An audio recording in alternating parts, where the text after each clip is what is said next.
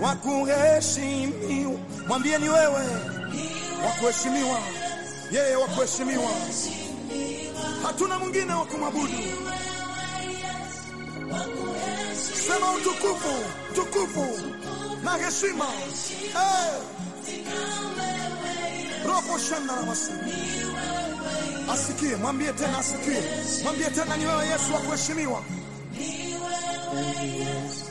Wa kuheshimiwa. Paza sauti yako asikie. Ni wewe Yesu wa kuheshimiwa. Sema utukufu, utukufu na heshima. Ina wewe Yesu. Ni wewe Yesu wa kuheshimiwa. Mwadhimishe Bwana aliye hai. Yes. Hatuna mwingine Bwana. Wewe tu wa kuheshimiwa, wa kuabudiwa. Ni kweli, ni yeye pekee ndiye anayestahili kuheshimiwa, kuabudiwa. Maana alituumba ili tumwabudu. Hayo mambo mengine yote ni ya ziada. Alituumba ili tumwabudu.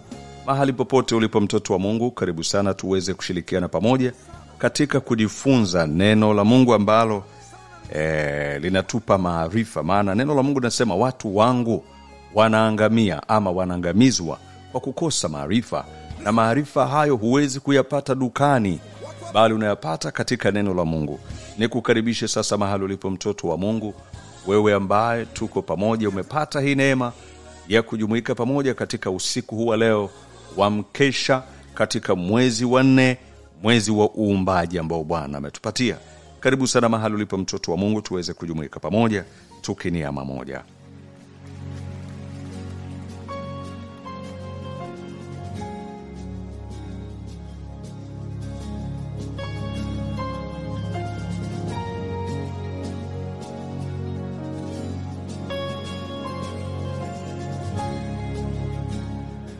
Okay, naona kuna mtu amenandikia, mtumishi wa Mungu, mbona siku hizi hututumii samale ya mkesha?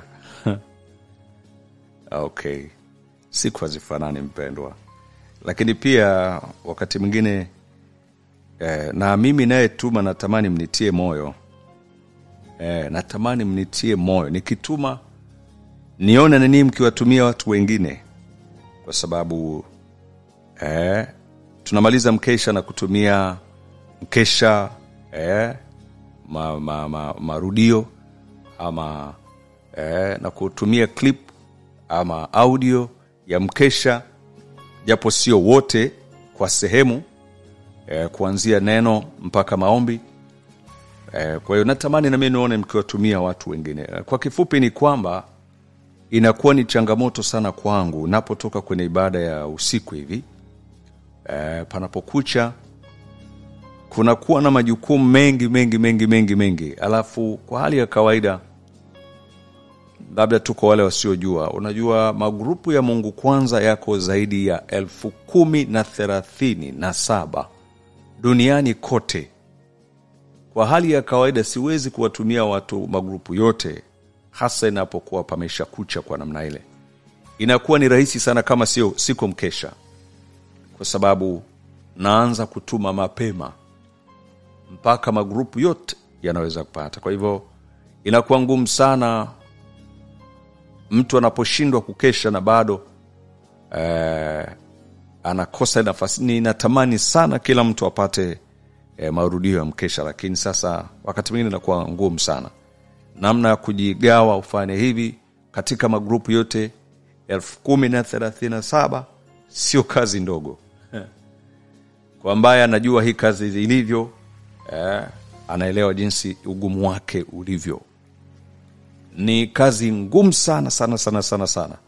Kwa mtu mwingine anaweza asielewe, lakini ni ngumu mno kuyatumia magrupu 1037. Niwaombe sasa maadmin.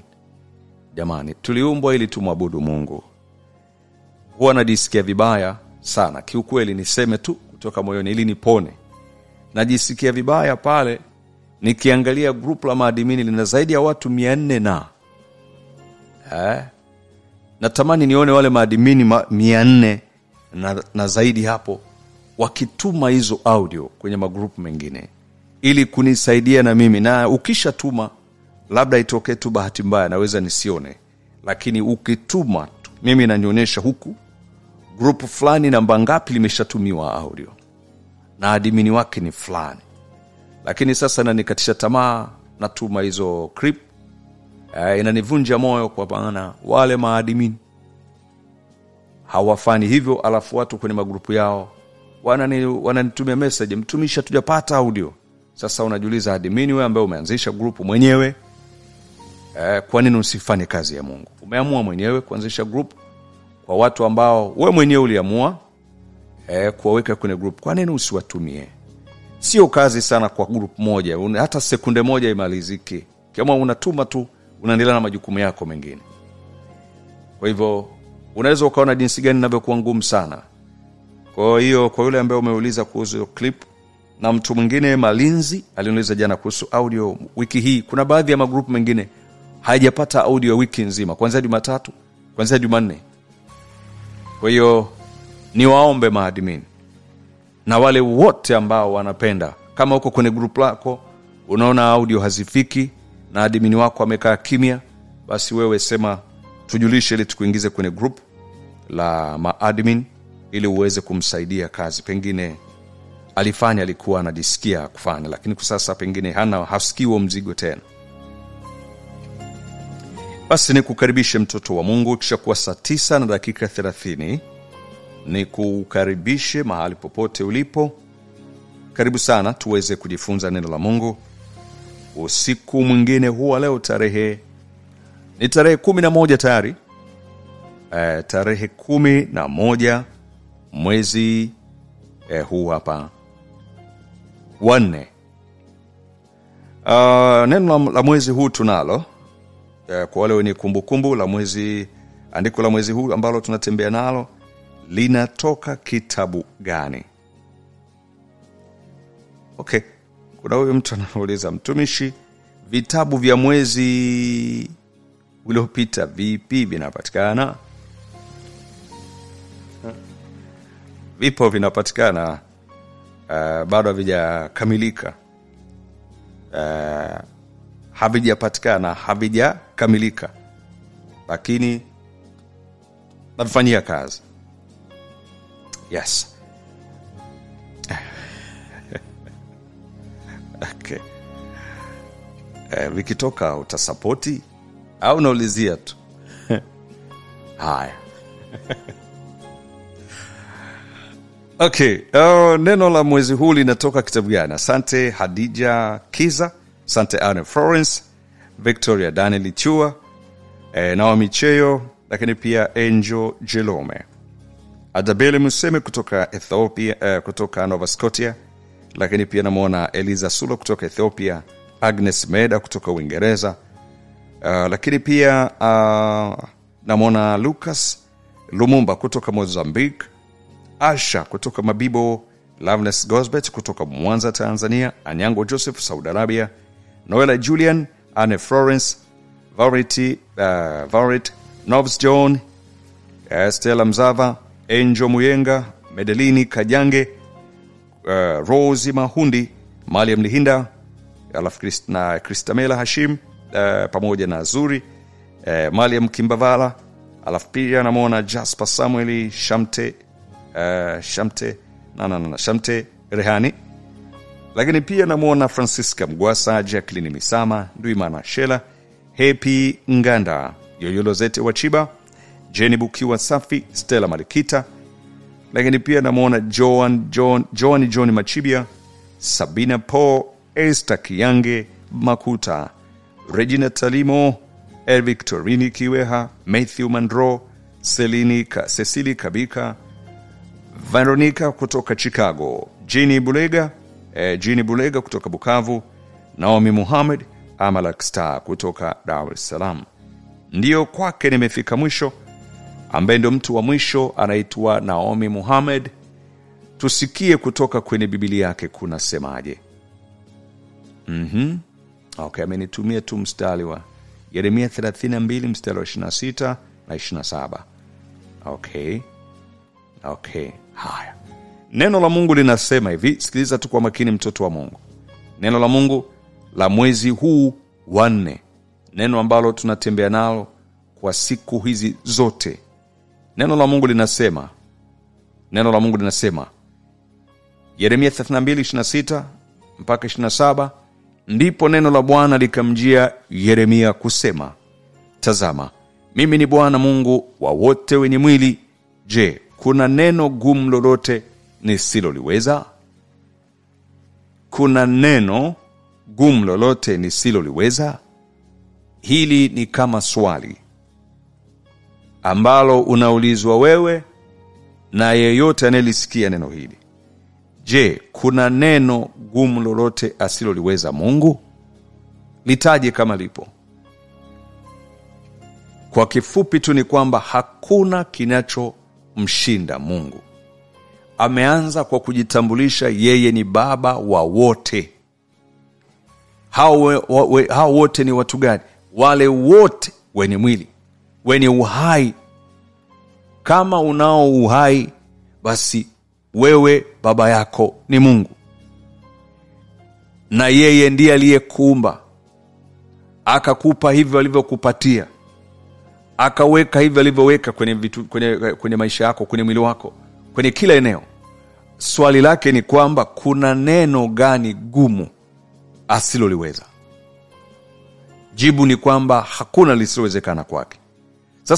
Sasa swali ni nini ambacho leo hii unakipitia ambacho kimekufikisha mahali unaona kwamba hakiwezekani? Hilo ndilo swali. Ni nini? Ni hali gani ambayo unaipitia? Umefika mahali unaona sasa haiwezekani. Jana tukajifunza neno la Mungu linasema yasiyowezekana kwa wanadamu, ama lisilowezekana kwa mwanadamu, kwa Mungu linawezekana. Okay, tuliache. Twende moja kwa moja kwenye andiko letu ambalo hata jana tulilipitia na leo tunarudia tena, sio dhambi. Neno la Mungu linasemaje katika Wakorinto wa kwanza mlango wa 10 ule mstari wa 13? Wakorinto wa kwanza sura ya 10 mstari wa 13. Neno la Mungu linasemaje? Wakorinto wa kwanza sura ya 10 mstari wa 13. Neno la Mungu linasemaje?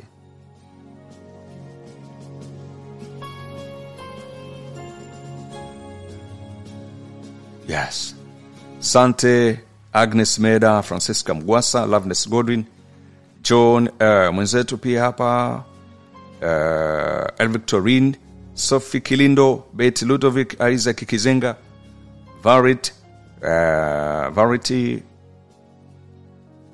kutoka Chicago, Susan Neff, Matthew Mandro, Gertrude Black, Mama Jose Vumilia, Laureti Kaluku wa Mambenja, Maliam Lihinda, Anyango Joseph, Esperance Bizimana, Mwalimu Mguya, Stella Malikita, Angel Jelome, Rachel Maho, Claudi Kibukila, Ombeni Musa, Meli William, lakini pia namuona Kavugo Martin, Esther Stacorin, Stella Mzava, Meli Matias, lakini pia namuona Rosie Mahundi, Noela Julian, Judith Kola, Catherine Nosika, Victoria Daniel Chua, Sala Kilima na Benedicta Mgoli, pamoja na mwenzetu anaitwa Stella Mushi.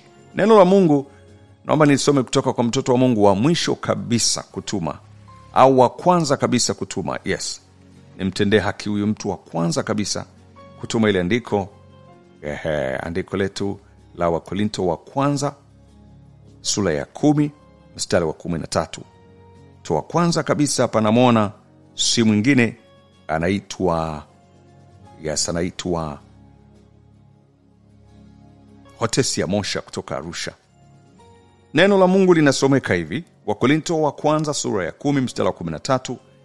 Jaribu halikuwapata nini isipokuwa lililo kawaida ya wanadamu, ila Mungu ni mwaminifu, ambaye hatawaacha mjaribiwe kupita mwezavyo, lakini pamoja na lile jaribu atafanya mlango wa kutokea ili muweze kustahimili. Mwanzo ameanza kujitambulisha katika Yeremia 33:32 ule mstari wa 27. Anasema, tazama, mimi ni Bwana Mungu wa wote wenye mwili. Je, kuna neno gumu lolote nisiloliweza? Kaanza kwa kusema hivyo. Alafu tukaenda kwa Wakorinto. Anasema, jaribu halikuwapata nyinyi isipokuwa lililo kawaida ya mwanadamu. Ila Mungu ni mwaminifu, ambaye hata waacha mjaribiwe kupita mwezavyo, lakini pamoja na lile jaribu atafanya mlango wa kutokea ili mweze kustahimili. Kwanza, kumbe jaribu sio jambo geni kwa mwanadamu yoyote, na ndiyo maana kila mmoja anajaribiwa kwa engo yake.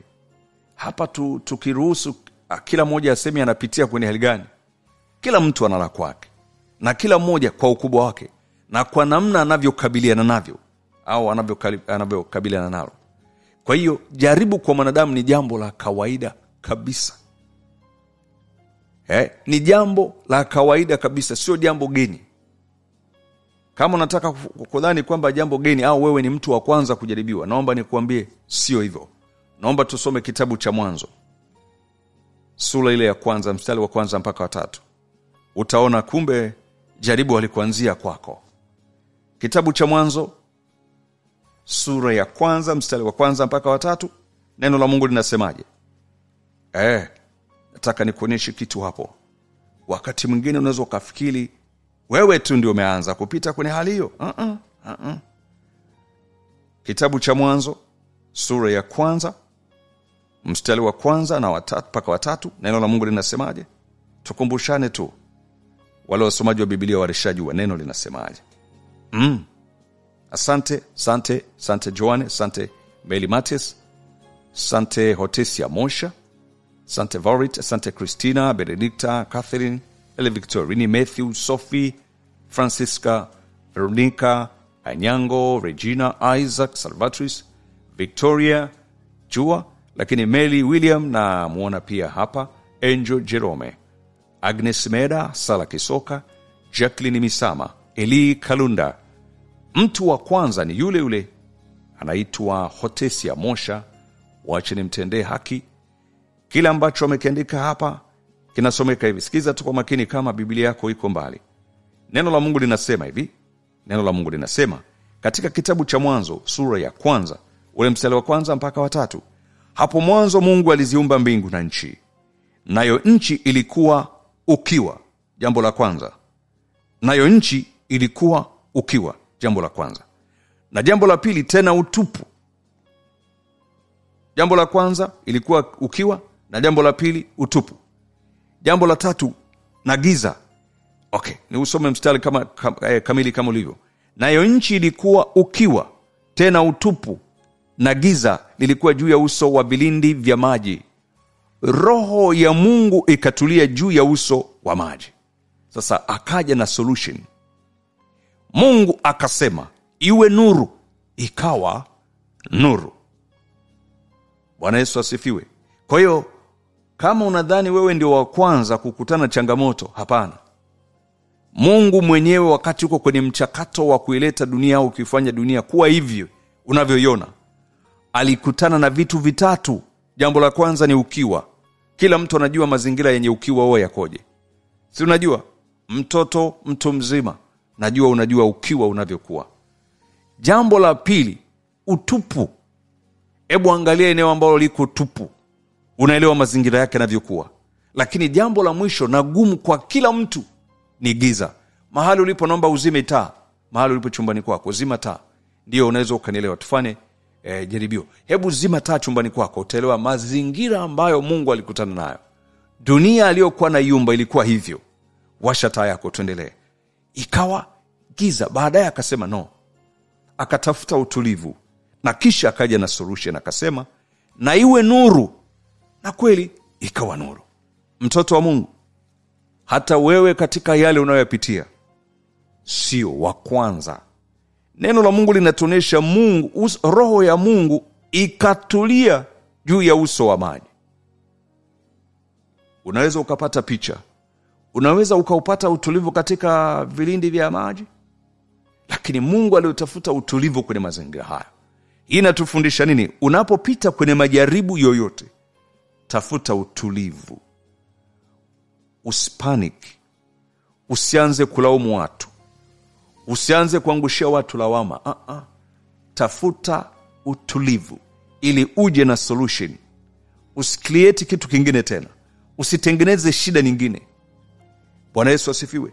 Wapendwa, tunapokutana changamoto, watu huanza kutafuta nani wa kulaumu, nani wa kumwangushia lawama. Kwa nini amefeli kwenye maisha yake? Kwa sababu fulani ya kumsaidia. Ni kweli? Ni kweli kwamba yule mtu ni sababu? Wewe ulifanyaje ili uweze kutoka hapo ulipo? Ukiulizwa huna jibu.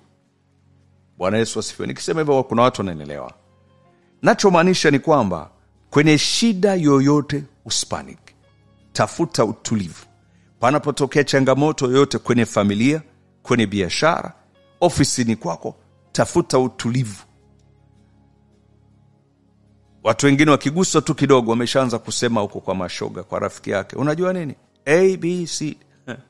Wakati mwingine unaenda kumwambia ndio anayesababisha, wewe hujui. Wakati mwingine tafuta utulivu, tatua mwenyewe bila kumwambia mtu yoyote. Sasa wewe unaenda kusema, wewe unaenda kulaumu watu, lakini kumbe ndio unaongeza ukubwa wa changamoto. Lakini neno la Mungu linasema, ila Mungu ni mwaminifu ambaye hata waacha mjaribiwe kupita mwezavyo. Wakati Mungu yeye anatatua hii changamoto, hakuwa na mtu mwingine, ni yeye tu. Lakini ashukuriwe yeye Mungu, kwetu sisi yupo ili kutusaidia. Tunapata tatizo, anasema niite nami nitakuitikia, nitakuonyesha mambo makubwa na magumu usiyojua. Tumepewa nafasi ya kumtafuta kwenye hizo shida tulizo nazo. Lakini yeye alitafuta utulivu katika vilindi vya maji. Hakuwa na mtu yoyote wa kumuita naye amuitikie. Wewe unaye. Swali linakuja, je, kuna neno gumu lolote asiloliweza? Na jibu ni hakuna. Mtoto wa Mungu, haijalishi leo unapita kwenye hali gani gumu, jaribu gani unalipitia, haijalishi watesi wako ni nani na nani na nani wanafanya nini kwenye maisha yako, mtumaini Mungu na yeye atakuvusha. Neno lake linasema katika Wakorintho hiyo, lakini pamoja na lile jaribu atafanya mlango wa kutokea ili uweze kustahimili. Kwa hiyo usiogope, hilo jaribu ni saizi yako. Pengine maombi tu Mungu anataka kuone unawekeza kwenye kumwomba. Anataka aone unawekeza kwenye kumwabudu. Anataka uwekeze kwenye kumtumaini. Kuna mambo Mungu anayaruhusu kwenye maisha yetu mengine ili ni kuwafanya watu wengine wamuone Mungu kwenye kupitia sisi wenyewe. Unajaribiwa ili kwa faida ya wengine walio karibu na wewe. Sio kwa sababu Mungu hakupendi, sio kwa sababu familia yako haipendi uko. Wakati mwingine ndani ya familia yenu inatakiwa iimarishwe kutokana na nyinyi kwa nyinyi mle ndani. Mkiangalia mmetoka kwenye umaskini, katikati yenu wanainuliwa watu wenye uwezo, lakini uwezo hawakupita kirahisi. Mlipita kwenye nyakati ngumu ambazo zilikuwa ni shule kwenu. Wanaposimama mpate kusema kumbe hakika kweli Mungu anaweza. Kuna mtu anaumwa kwenye familia yako, inawezekana ni wewe ama yuko mwingine. Kuna watu hawaamini kama Mungu anaweza akaponya kansa, anaweza akaponya HIV, anaweza akaponya huo uvimbe, anaweza akaponya kisukari, akamtumia baba mzazi hapo ndani, ama mke, ama mtoto. Tatizo likawepo, alafu yeye akamponya. Inawezekana ndani mle hakuna anayeamini kama Mungu anaponya. Kupitia huyo anayeumwa, atakuwa sababu ya watu wengine kuokoka, kumjua Mungu, kumhofia Mungu, lakini pia kumwabudu Mungu. Bwana Yesu asifiwe. Hayatokei tu kwa sababu yanatokea. Tulijifunza kwa Yona, si ndio? Kwamba Mungu akiwa na mpango na wewe, Mungu hashindwi kuruhusu jambo litokee kwa faida ya wengine. Tumeona Yona alipotupwa baharini. Wale mabaharia walikuwa hawaamini mambo ya kimungu kwa kiwango hicho. Lakini baada ya Yona kuzamishwa, walipomtupa baharini, ghafla ile hali ya dhoruba ndani ya bahari ikasimama. Mungu alijitambulisha kwa wale watu. Biblia inasemaje? Wale watu walimtukuza Mungu na wakamtolea sadaka. Kuna mambo Mungu anayaruhusu ndani ya maisha yetu ya kila siku. Kuna mtu anatakiwa aguswe, aponywe, ainuliwe imani yake. Hayatokei tu kwa sababu Bwana Yesu asifiwe. Ndani ya neno la Mungu ambayo tulijifunza mwezi uliopita, kuna shule kubwa watu wengi walijifunza. Tuliona mambo mengi sana mle ndani na akawa ni baraka sana kwetu, akatufundisha. Kwa hiyo mtoto wa Mungu, kuna nyakati Mungu anaziruhusu kwenye maisha yetu ili kutuimarisha, kwa sababu kuna mahali tunakwenda. Kama ni kiongozi leo unashindwa kudili na familia yako, utaweza kuongoza watu wengine huko mamia. Kama familia yako tu ya watoto 2 3 unapambana nayo, familia yako tu ya watu 20 uko wako unashindwa, utaweza kuongoza watu mamia, maelfu. Kwa hiyo wakati mwingine Mungu anakuandaa kwa ajili ya nyakati zinazokuja, kwa ajili ya heshima mpya, kwa ajili ya utukufu mpya. Kwa hiyo usiogope pale unakopitia. Kuna mlango wa kutokea. Usikate tamaa, usivunjike moyo. Mungu huyu ni mwaminifu sana, hata kuacha uangamie, hata kuacha ujaribiwe kupita uwezavyo. Lakini pamoja na hilo jaribu, atafanya mlango wa kutokea. Naomba tusome Zaburi ya 91 mstari wa 10. Haijalishi leo unapita wapi. Zaburi ya 91 mstari wa 10 inasema nini hapa? Nataka tupite hapo, mtoto wa Mungu. Haijalishi shida ulio nayo, kuna neno la Mungu linasema kwa ajili yako. Usidhani uko hapo kwa bahati mbaya. Inawezekana ndio hali unayopitia. Kuna neno Bwana kusemesha hapa. Kuna neno Bwana anakusemesha hapa. Zaburi ya 91. Zaburi ya 91 mstari wa 10. Nani hapa kanitumia andiko? Sante Rehema. Okay, ameandika tu, hajanipa mstari kamili. Asante. Sante Tesia Mosha, Sante Francisca Mgwasa, Eliza Ashilala, Meli Matias, Francisca, Sante Judith Kola, Agnes Meda, Benedicta Mgoli, Susan Nefe, Malia Mkimbavara, Sophie Kilindo, Nduimana Shela, Naomi Cheo, Susan Simon, Tatiana, Sante Betty, Matthew Mandro, Jasper Samueli, Hawa Mkwizu, Meli William, Anne Florence, Madam Jessica, Nabila Nad, Jenny Bukiwa Safi, Vanrite Samboko, Loveness Gosbet, Emma Mushi, Esther Kayange, Aishi Kileo, Recho Muhidini, Binta Ndende, Vauriti Chua, Rosie Juma, Sala Kisoka. Lakini pia namwona hapa anaitwa Esther Masudi, Kristamela Nazuri. Lakini pia namwona Malia Simon, Eliza Sula kutoka Ethiopia, Destina Charles kutoka Tanga. Mtu wa kwanza ni yule. Wachani nimpe favor mtu wa mwisho naye. Anaitwa Claudi Kibukila. Yeye anapatikana wapi? Anapatikana DRC. Zaburi ya 91 ule mstari wa 10, neno la Mungu linasema, mabaya hayatakupata wewe, wala tauni haitakukaribia hema yako. Bwana Yesu asifiwe. Mabaya hayatakupata wewe, wala tauni haitakaribia hema yako. Wakati tunaanza mwezi, tunapoanza mwezi, ama kwenye ule mkesha wetu wa kumaliza mwezi na kuanza mwezi, huwa kuna maombi tunayafanya. Tunaomba, tuna mwongozo wetu ule tunautumia.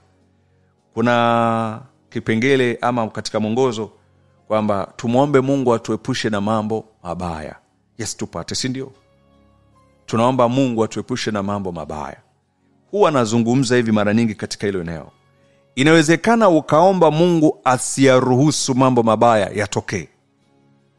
Lakini what if akiyaruhusu yatokee?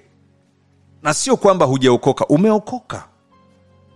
Na Mungu anaamua kuyaruhusu yatokee. Nini kinachotakiwa kutokea hapo? Kwa mfano, umeomba mabaya yasitokee, lakini yakatokea, inakuwaje? Kwamba Mungu anakuandalia meza mbele ya watesi wako ofisini kwako, lakini ndio mtesi wako yupo. Inawezekana ni bosi wako, inawezekana ndio mfanyakazi wako, au mazingira unayofanyia ni hatarishi, lakini ndio mazingira yako ya kazi, au mazingira yako ya biashara ndio hayo, lakini ni hatarishi. Sasa itakuwaje? Tusifanye kazi, tusifanye biashara, tusisafiri? Okay. Yatupasa kumwomba Mungu atupe neema ya kuweza kuyaishi hayo mazingira pamoja na changamoto iliyopo, ila hiyo changamoto isiharibu mahusiano yetu kati yetu sisi na Mungu. Okay. Tunasoma Zaburi ya 91 hapa, ya kwamba mabaya hayatakupata wewe, wala tauni haitakukaribia hema yako. Neno la Mungu katika Zaburi linasema hivyo, kwamba Bwana akiwa upande wako, Bwana akiwa upande wako, mabaya hayatakukaribia wewe, wala familia yako, wala wale watu wako wa karibu. Neno la Mungu linasema. Sasa okay, swali, what if kama yamekukaribia? Eti mpendwa, what if sasa Mungu ameruhusu yamekukaribia, leo unaumwa, mabaya yamekufikia, nini cha kufanya? Bwana Yesu asifiwe. Neno la Mungu huyo, kama umeomba mwezi wa 4 unavyoanza Mungu akuepushe na magonjwa, na ukaomba kweli na ukaamini kweli Mungu amesikia, okay, bahati mbaya magonjwa hayo au madeni hayo, si tuliomba Mungu atuepushe na madeni, okay, unapita kwenye deni, inakuwaje? Tuache kuomba? Hapana. Inatupasa tumtafute Mungu. Kuna shida mahali, kuna shida mahali. Ulitarajia usiumwe, ulitarajia usipite kwenye majaribu, lakini okay, yameruhusiwa, sasa unapitia. Nini tunachotakiwa kufanya? Kutafuta uso wetu, kutafuta uso wa Mungu wetu kwa bidii. Maana amesema, okay, naomba nikupe swali ili likusaidia, maana tulijifunza hapa. Neno la Mungu linasemaje? Linasema, nanyi mtakwenda kuniita, nanyi mtaniita, na mtakwenda. Naomba nipatie hilo andiko, nilikuwekea mpaka na kwenye status. Tulisome kwa faida yule mtu asiyejua. Zaburi inasema mabaya hayatakupata wewe, wala tauni haitakaribia hema yako. Okay, sasa ameruhusu, sasa lipo tatizo, inakuwaje? Okay, naomba nipatie hilo andiko, nanyi mtaniita. Tuone kama una kumbukumbu. Tuko darasani hapa ili tukaombe. Lazima ujue unaenda kuomba nini. Neno la Mungu linasemaje? Nanyi mtaniita mtakapo. Haleluya. Watoto wa Mungu wako kimya. Sijaona mtu akituma hilo andiko. Nilikuwekea mpaka kwenye status wakati tunaanza mkesha, nikiwa nimevaa headphone. Ni Yeremia ngapi? Mstari wa ngapi? Asante Mary Matias. Ngoja nisome kwa faida ya wengine, lakini Yeremia hiyo hii hapa. Yeremia 29 inasema hivi, nanyi mtaniita, mtakwenda na kuniomba, nami nitawasikiliza. Malizia hapo. Neno la Mungu ni tamu kweli kweli sana. Nanyi mtanitafuta na kuniona, mtakapo nitafuta kwa moyo wenu wote, nami nitaonekana kwenu, asema Bwana. Nami nitawarudishia watu wenu waliofungwa, nami nitawakusanya ninyi, nikiwatoa katika mataifa yote na katika mahali pote nilikowafukuza, asema Bwana. Nami nitawaleta tena mahali hapa ambako kutoka hapo niliwafanya mchukuliwe mateka. Yaani kuna wakati Mungu anayaruhusu mambo, lakini tutakapomtafuta, anasema, hebu soma ile pale ya mwisho katika kitabu hiki cha katika Yeremia 29 mstari wa 14. Anasema, nami nitaonekana kwenu, asema Bwana. Nami nitawarudishia watu wenu waliofungwa, nami nitawakusanya ninyi, nikiwatoa katika mataifa yote na katika mahali pote nilikowafukuza, asema Bwana. pala ya mwisho inasema, nami nitawaleta tena hata mahali ambapo kutoka hapo niliwafanya mchukuliwe mateka. Bwana anaweza akayaruhusu mambo, lakini mtakapomtafuta kwa moyo wenu wote, anasema mtakwenda kuniona. Bwana Yesu asifiwe. Okay, tunaendelea, tuko kwenye ibada. Tunaendelea kujifunza ili tujue tunapokwenda kuomba. Tusome kitabu cha Ufunuo 21 ule mstari wa 4. Ufunuo 21 mstari wa 4. Tunabaki na andiko moja, alafu kisha tunakwenda kuomba. Natamani kugusa kila eneo la mtu tunayekesha pamoja. Usije ukajihisi kama vile wewe hatujagusa kwenye eneo lako. No. Tunagusa kote. Ufunuo 21 mstari wa 4. Tuende. Ufunuo huo hapa nimekupatia. Sante Lilian Kimei. Sante Liza Shilala. Sante Rema Komanya. Sante Stella Mzava, Hotesia Mosha, Anne Florence, Sante Angel, Sante Aime Mgisha. Asante Loveness, asante Jasper Samueli, asante Naomi Cheo, Kavugo Martin, Adija Kiza, Esther Stakun, Esther Kanyange, Jacqueline Idi Omari. Huyu anaitwa Jacqueline Misama. Adeline, asante. Naomba nisome kwa mtoto wa Mungu huyu ambaye ametutumia ile andiko wa kwanza kabisa. Si mwingine ni huyu hapa. Anaitwa Kimei kutoka kule Kigamboni, Dar es Salaam. Kitabu cha Ufunuo. Asante. Neno la Mungu linasema hivi. Neno la Mungu linasema katika Ufunuo wa Yohana, Ufunuo 21 mstari wa 4. Naye atafuta kila chozi katika macho yao, wala mauti haitakuwapo tena, wala maombolezo, wala kilio, wala maumivu hayatakuwapo tena, kwa kuwa mambo ya kwanza yamekwisha kupita. Bwana Yesu asifiwe. Tutakapomtafuta Mungu wetu kwa bidii, kwa moyo wote, naye atafuta kila chozi katika macho ya wale macho yao, wala mauti haitakuwapo tena, wala maombolezo, wala kilio, wala maumivu hayatakuwapo tena. Bwana Yesu asifiwe. Tutakapomtafuta Mungu wetu kwa bidii, yeye yule Mungu asiyeshindwa na jambo lolote, anayesema tumuite naye atatuitikia usiku wa leo na kutuonesha mambo makubwa na magumu tusiyojua, anasema naye atafuta kila chozi, yani kwamba kila anayelia hatalia tena. Kila aliyekuwa anasumbuliwa na roho ya mauti haitakuwepo tena roho ya mauti, wala maombolezo hayatakuwepo, wala kilio cha maumivu yoyote chochote hakitakuwepo. Kwa ninaamini baada ya maombi ya leo kuna watu wanafunguliwa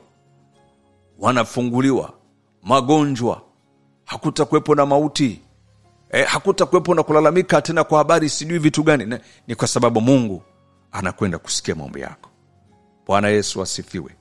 Tumalizie na andiko letu la mwisho, twende kwenye maombi. Muda wetu nakimbia. Yohana 30:17. Yohana 30:17. Yohana sura ya 30 mstari wa 17. Neno la Mungu linasemaje? Asante. Yohana hiyo nimekupatia. Yohana 30:17 nipatie. Asante. Asante Edith Anton Mkate, barikiwa. Mwenzetu nani katuma hapa na kusubiri? Asante. Yohana 30:17. Asante.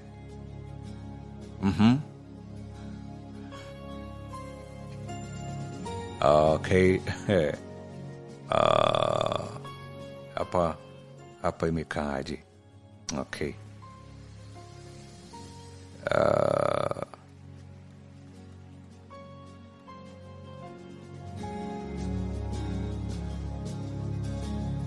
Okay.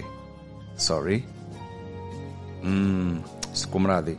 hapa nimechanganya mstari. Kumradhi. Yes, ngoja niweke sawa hapa. Notes yangu vizuri. Kumradhi. Ngoja niweke sawa hapa ili tuleke kwenye maombi. Niweke sawa. Ya, kumradhi. Weke vizuri hapa.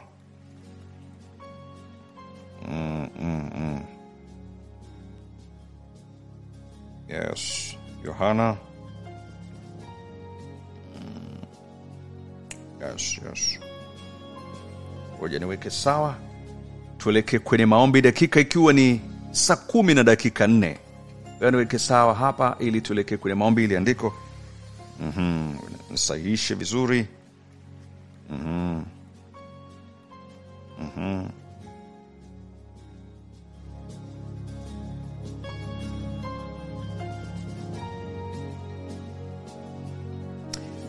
Yeremia 30:17. Kumradhi. Yes. Yeremia, badilisha hapo. Yes.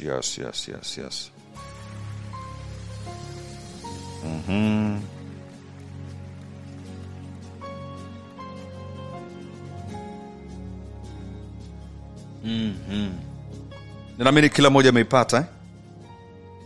Yes. Rekebisha tu hapo. Rekebisha.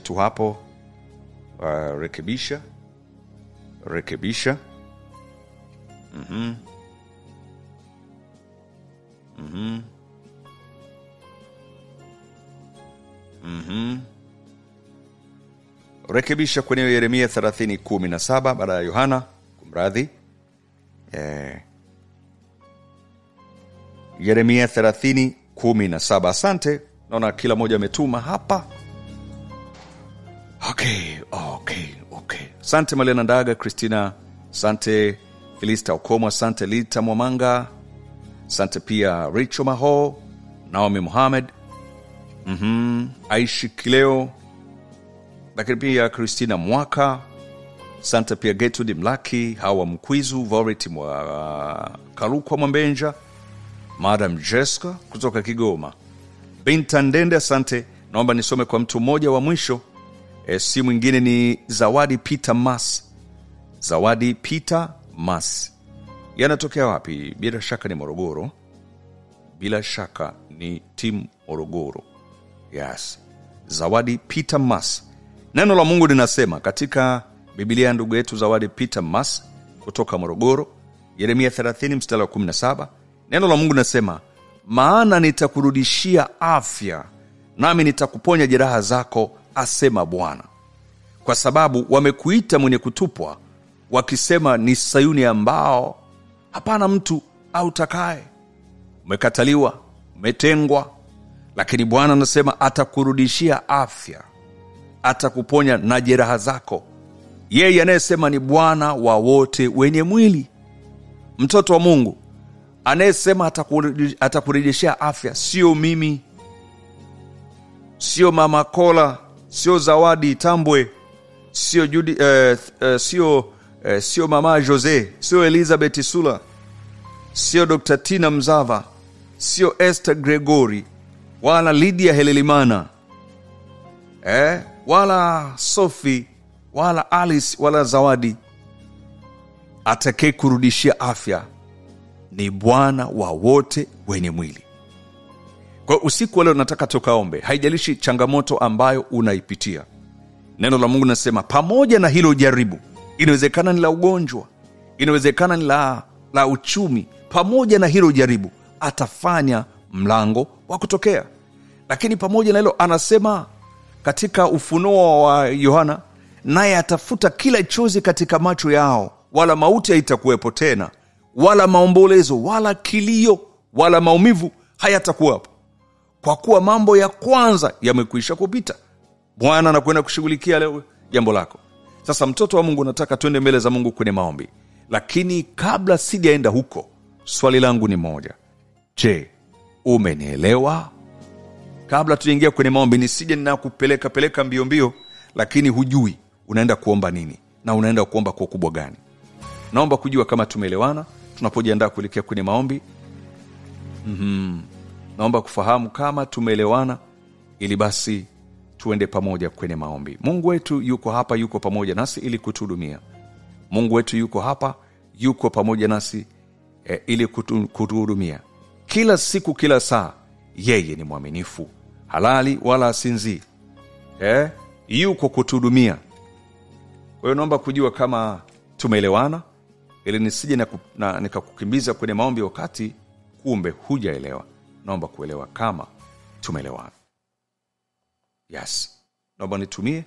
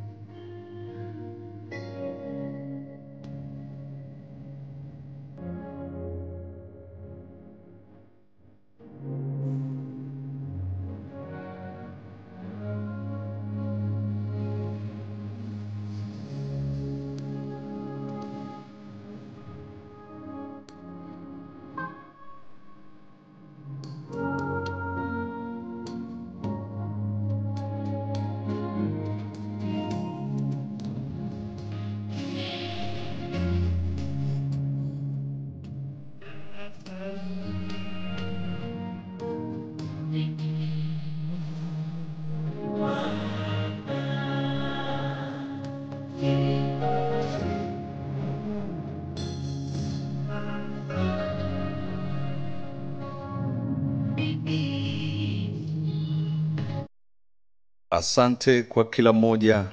Naona hapa message zinaniambia nimeeleweka. Namshukuru sana Roho Mtakatifu aliyesaidia wewe kuelewa kile ambacho alitaka uelewe. Asante sana Elizabeth Chisokole kutoka Mwanza, Christina Mwaka, Koleta Enoch, lakini pia Rose Mahundi, Dr. Judy Kate, Ilagi, lakini pia Fatuma Feza Fatuma, Flavia Kato, Rachel Maho, Anne Florence, Joyce Chalamila, Noela Julian, Rachel Ezron, Susan na wengine wengi. Namuona Lita Ulio, Loveness Gosbet, namuona wengi tu, wengi tu. Siwezi kumaliza, lakini sijaona hata mmoja ambaye anasema hajaelewa. Basi nashukuru sana. Basi tunapojiandaa kuelekea kwenye maombi ya toba, ni kuombe uniandikie yale mambo ambayo yamekufa kwenye maisha yako. Unaposema kufa, yani mambo hayaendi, mambo hayako sawa kama ilivyokuwa zamani. Nataka tuende mbele za Mungu kwa sababu Bwana ameahidi kufuta kila chozi katika kila eneo ambalo wewe unalipitia. Naomba uniandikie hapo ili tuweze tukaombe.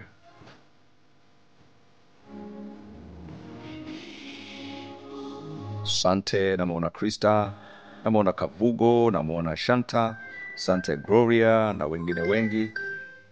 Okay. Naona kuna mtu anapiga simu. Naomba usipige simu, sio wakati wake. Acha tufanye ibada.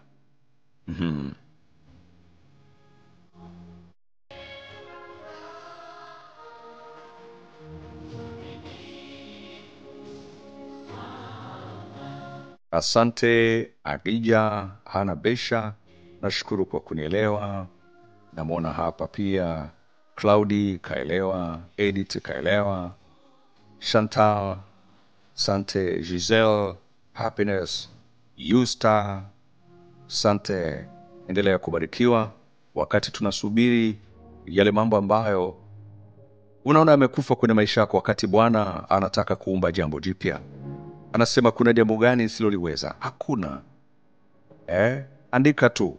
Kuna mambo unaona yamekufa kwenye maisha yako, kwenye familia, kwenye ofisi yako, kwenye kampuni, kwenye uchumba, kwenye biashara. Andika. Mungu wetu ni mwaminifu kila siku, kila saa.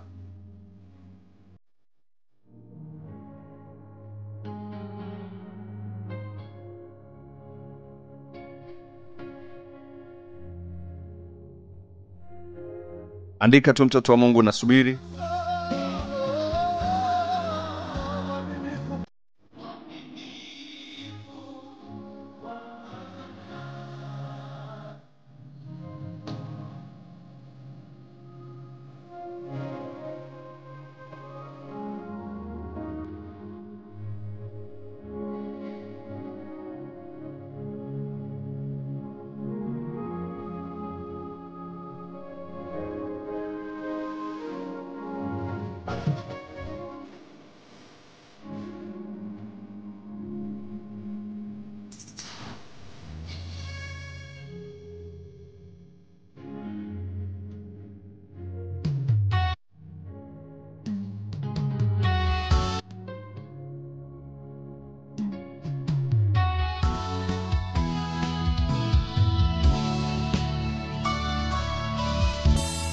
Na kusubiri, mtoto wa Mungu, na kusubiri wewe umalize kuandika. Kwani Mungu ni baba yangu kabisa, hawezi kunisahau, ingawa haonekani. Sitasumbuka, kwani Mungu ni baba yangu kabisa, hawezi kunisahau, ingawa haonekani. Siku nyingi sijaona na jana imetoweka, na leo azijua hitaji zangu zote. Siku nyingine sijaona, siku nyingine sijaona, na jana imetoweka, na leo Mungu azijua, na leo Mungu azijua hitaji zangu zote. Hallelujah. Neno la Mungu linasema haja zenu na zijulikane na Mungu. Sababu ya kuandika ama kusema hilo neno iko hivi, mtoto wa Mungu. Kuna mtu anasema Mungu mwenyewe anajua. Naomba nikuambie, neno la Mungu linaposema ama linapotoa wito wa kufanya hivyo, linataka kuichunguza imani yako katika lile jambo unalolipitia. Kwa mfano, mimi ninapokuambia andika, si kwamba ukiomba bila kuandika utakuja jitendea haki, lakini ni kweli utakuja jitendea haki. Kwa nini? Yesu alipokutana yule asiyeona, alimuuliza, unataka nini nikutendee? Hivi swali tu la kawaida, hivi ni kwamba Yesu alikuwa ajue yule kwamba mtu haoni? hivi kwamba yule alikuwa haoni. Unafikiri ni kwa nini Yesu alimuuliza unataka nini nikutendee? Alitaka kusikia kama huyo mtu anaamini ya kwamba akisema hiyo shida yake itatatuliwa. Na usiku huwa leo Yesu anakuuliza, una mambo gani yamekufa kwenye maisha yako? Sio kwamba lengo lake yeye ni wewe umwandikie. Anataka kuiona imani yako, kama unaamini kwenye hilo ambalo unalipitia anaweza akakuvusha, au anaweza akakurejeshea, au anaweza kukuponya. Shida wewe sio uandike, na ndio maana mimi wakati mwingine unaweza kaandika hapa nisione hata kama umeandika, lakini Yesu anaichunguza imani yako. Maombi yasiyo kuwa na imani wala matarajio huwa hayajibiwi. Ndio maana nasema unapofika wakati wa maombi, sahau kwamba wewe ni mheshimiwa, kwamba wewe ni nani ofisini kwako, wewe ni nani kwenye taifa lako. Wewe nenda mbele za Mungu kama mtoto wa Mungu. Usianze kupretend, yani hapa hamna maigizo. Ni wewe na Mungu wako. Wakati unapita kwenye magumu, ni wewe na Mungu wako. Wakati uko umelalazwa hospitalini, ni wewe na Mungu wako. Kwa hiyo nacho kisisitiza hapa, nenda mbele za Mungu. Wewe mwandikie tu, mwambie Baba, hili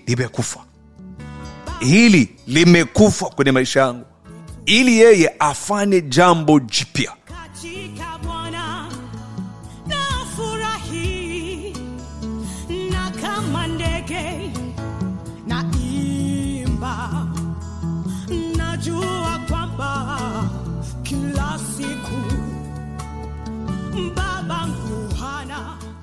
Ninaamini kila mmoja ameshaandika kile ambacho anataka Bwana amtendee. Kuna mambo yamekufa, lakini kuna mambo unayataka. Kuna mambo yaliyokufa, lakini kuna mambo unayataka yaonekane. Mwezi huu, mwezi wa 6, mwezi wa 5, mwezi wa ngapi, wewe unajua. Kuna mambo usiyoyapenda na kuna mambo unayopenda. Tutaanza kuyaombea mambo ambayo ni changamoto kwako, yamekuwa ni shida kubwa, yamekufa. Umepoteza kibali, umepoteza heshima, umepoteza uchumi wako, umepoteza ndoa, umepoteza uchumba, umepoteza vingi. Neema ya Mungu ni kubwa.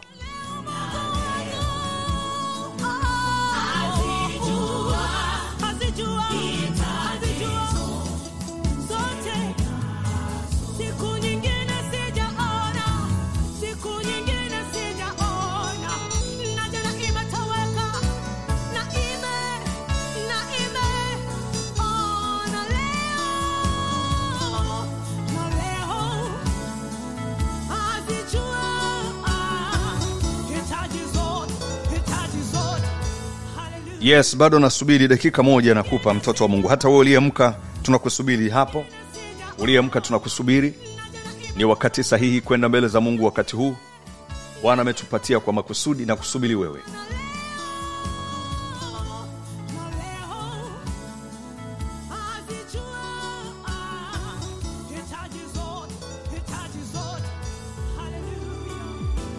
Siku kuu hii ya kusamehewa dhambi zangu zote. Haleluya.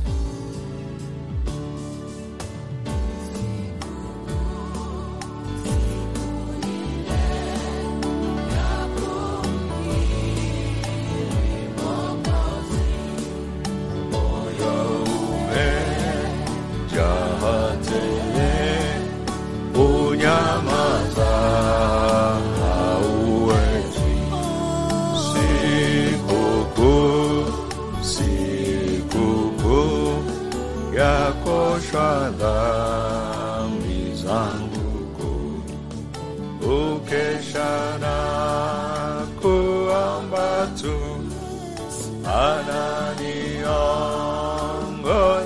miguu sikukuu ya kosha zangu. Yes. Mahali ulipo mtoto wa Mungu, naomba tuweze kwenda mbele za Bwana kwa ajili ya maungamo, kwa ajili ya toba. Kumbuka toba ni mlango katika ulimwengu wa roho. Mungu anakwenda kurejesha mahusiano kati ya yule mwanadamu aliyetenda dhambi Ni mlango ambao Mungu anaufungua kurejesha mahusiano yaliyokuwa yamekufa.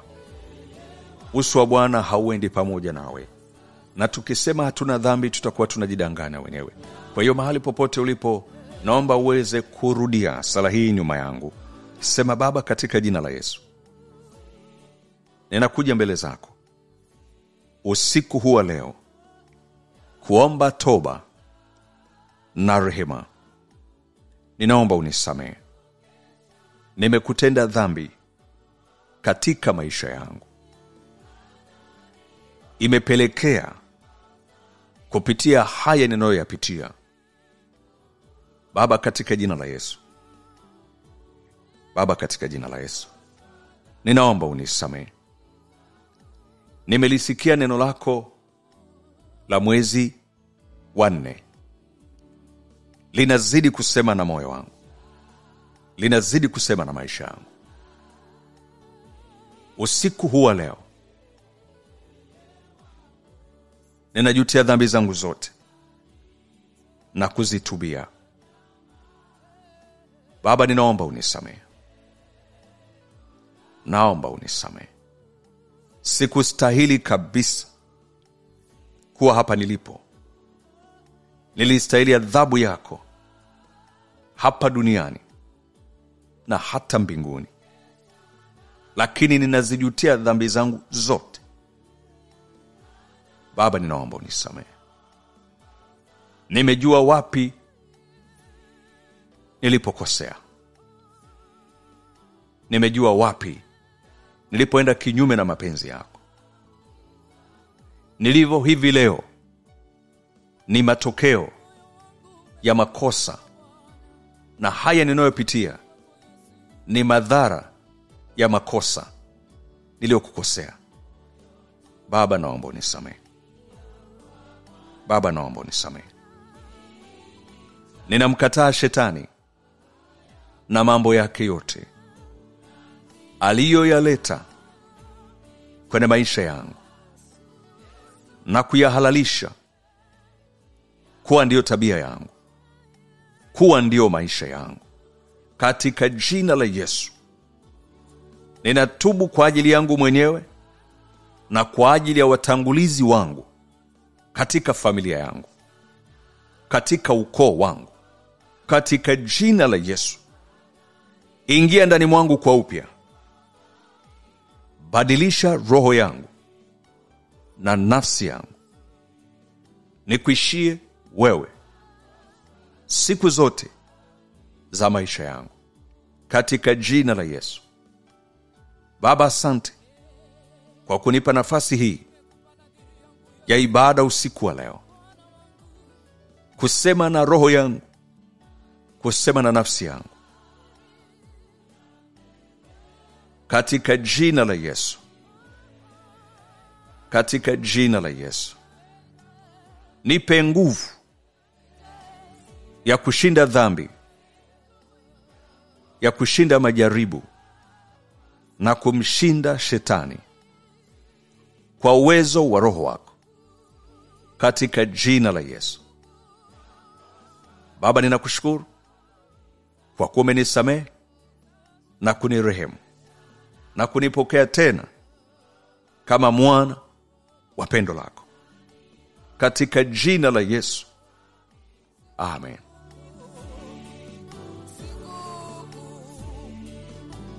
Yes.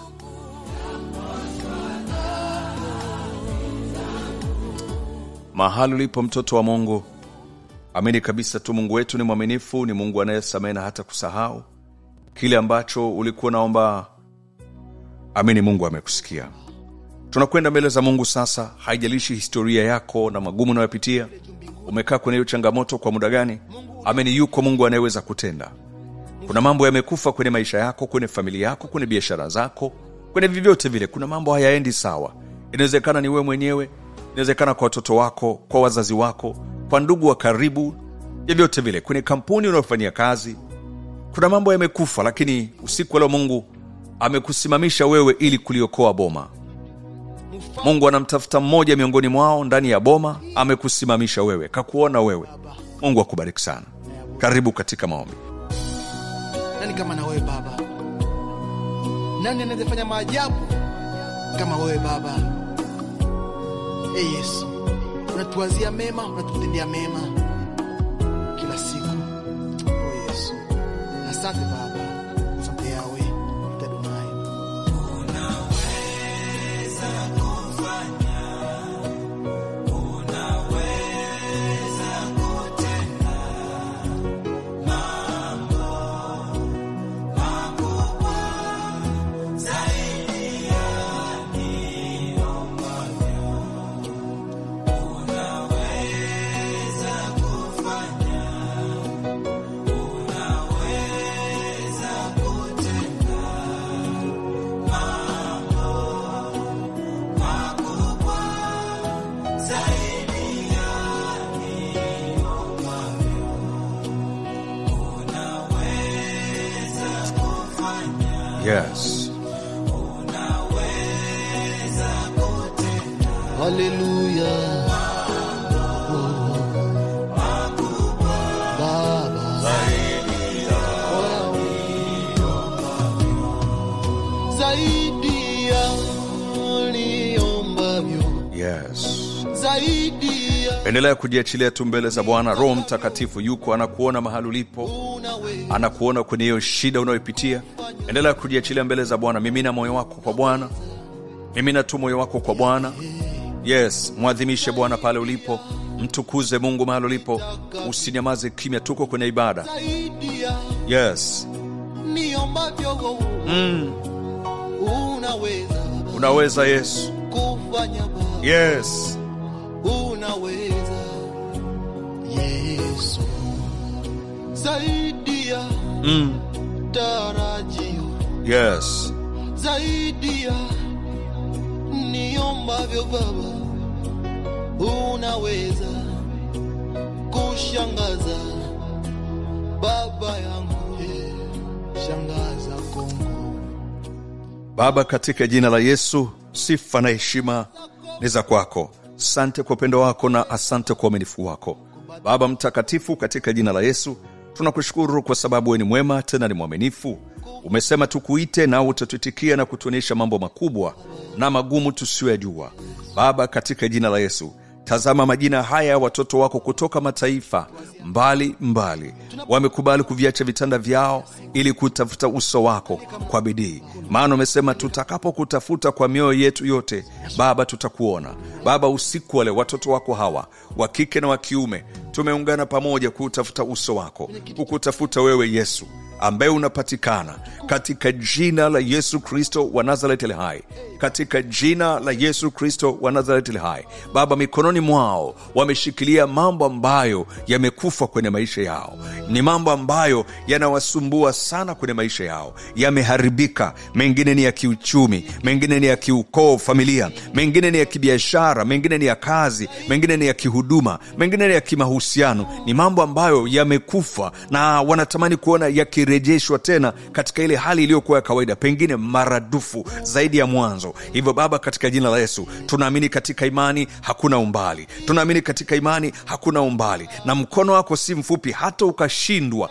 kufika mahali yule mama alipo, ama huyu baba alipo, ama huyu dada mahali alipo, ama huyu kaka mahali alipo. Baba, ni maombi yangu sasa, nyosha mkono wako sasa, ukamguse huyo mama, ukamguse huyo baba, ukamguse huyo dada, ukamguse huyo kaka, katika jina la Yesu Kristo wa Nazareti hai. Mikononi mwake amebeba mambo ambayo yanausumbua moyo wake, yanasumbua familia yake, yanasumbua uchumi wake, yanasumbua mahusiano yake, yanasumbua kila kitu kwenye maisha yake. Baba, tunakushukuru kwa sababu wewe ni mwingi wa rehema tena ni mwaminifu. Umetupa uhuru wa kukutafuta maadamu unapatikana, nasi tumeungana kwa imani mmoja, tukiamini kabisa ya kwamba walipo wawili ama watatu, Mungu uko katikati yao na unajibu sawasawa na tuombavyo. Baba, katika jina la Yesu, tumenyanyua mikono yetu, tumeshika mikono yetu mahitaji ambayo ni changamoto kubwa kwetu. Yawezekana majaribu haya yamekuwa ni zaidi ya miaka 3, 4, 5 ama zaidi 10.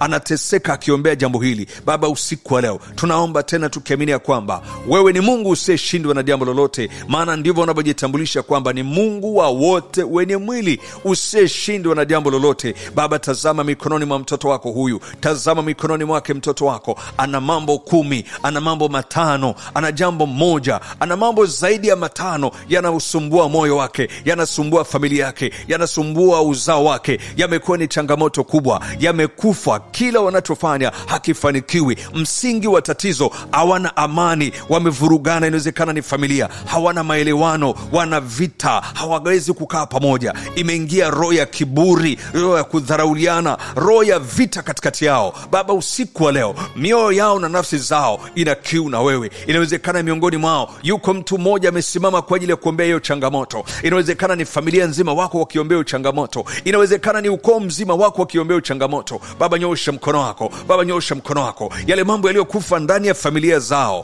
koo zao, biashara zao, kazi zao, Baba, nyosha mkono ukafute uhalali wa hayo mambo yote. Ukafute hiyo roho ya mauti iliyoua vitu kwao, iliyoua kitu kwao, kwa jina la Yesu Kristo wa Nazareti hai. Baba, nyosha mkono wako, nyosha mkono wako kupitia damu yako ya thamani. Baba, ikanene mema, ikahuishe tena, ikarejeshe tena katika jina la Yesu. Chochote kilichokufa ndani mwao, Baba, kikapate uhai tena katika jina la Yesu Kristo wa Nazareti hai. Ninavunja na kuharibu kila pando la adui ambalo limepandwa katikati yao, limepandwa ndani mwao na likapata uhalali, likaachilia mauti, limekula vyote, limeharibu vyote, limeleta uharibifu mkubwa ndani ya familia zao katika jina la Yesu. Inawezekana ni mke na mume, inawezekana ni mtu na mfanyakazi mwenzake, inawezekana ni bosi yuko mbele zako Bwana Yesu usiku wa leo, inawezekana ni kiongozi fulani amepoteza kibali. Baba, usiku wa leo usimpite, usimwache, mhudumie sawa sawa na mapenzi ya kwako. Hiyo roho ya uharibifu, inawezekana ametumiwa mapepo, ametumiwa roho ya uharibifu, roho ya masambaratiko imetumwa ndani mwake na imepata uhalali ndani mwake, imeua vitu vyote kwenye maisha yake.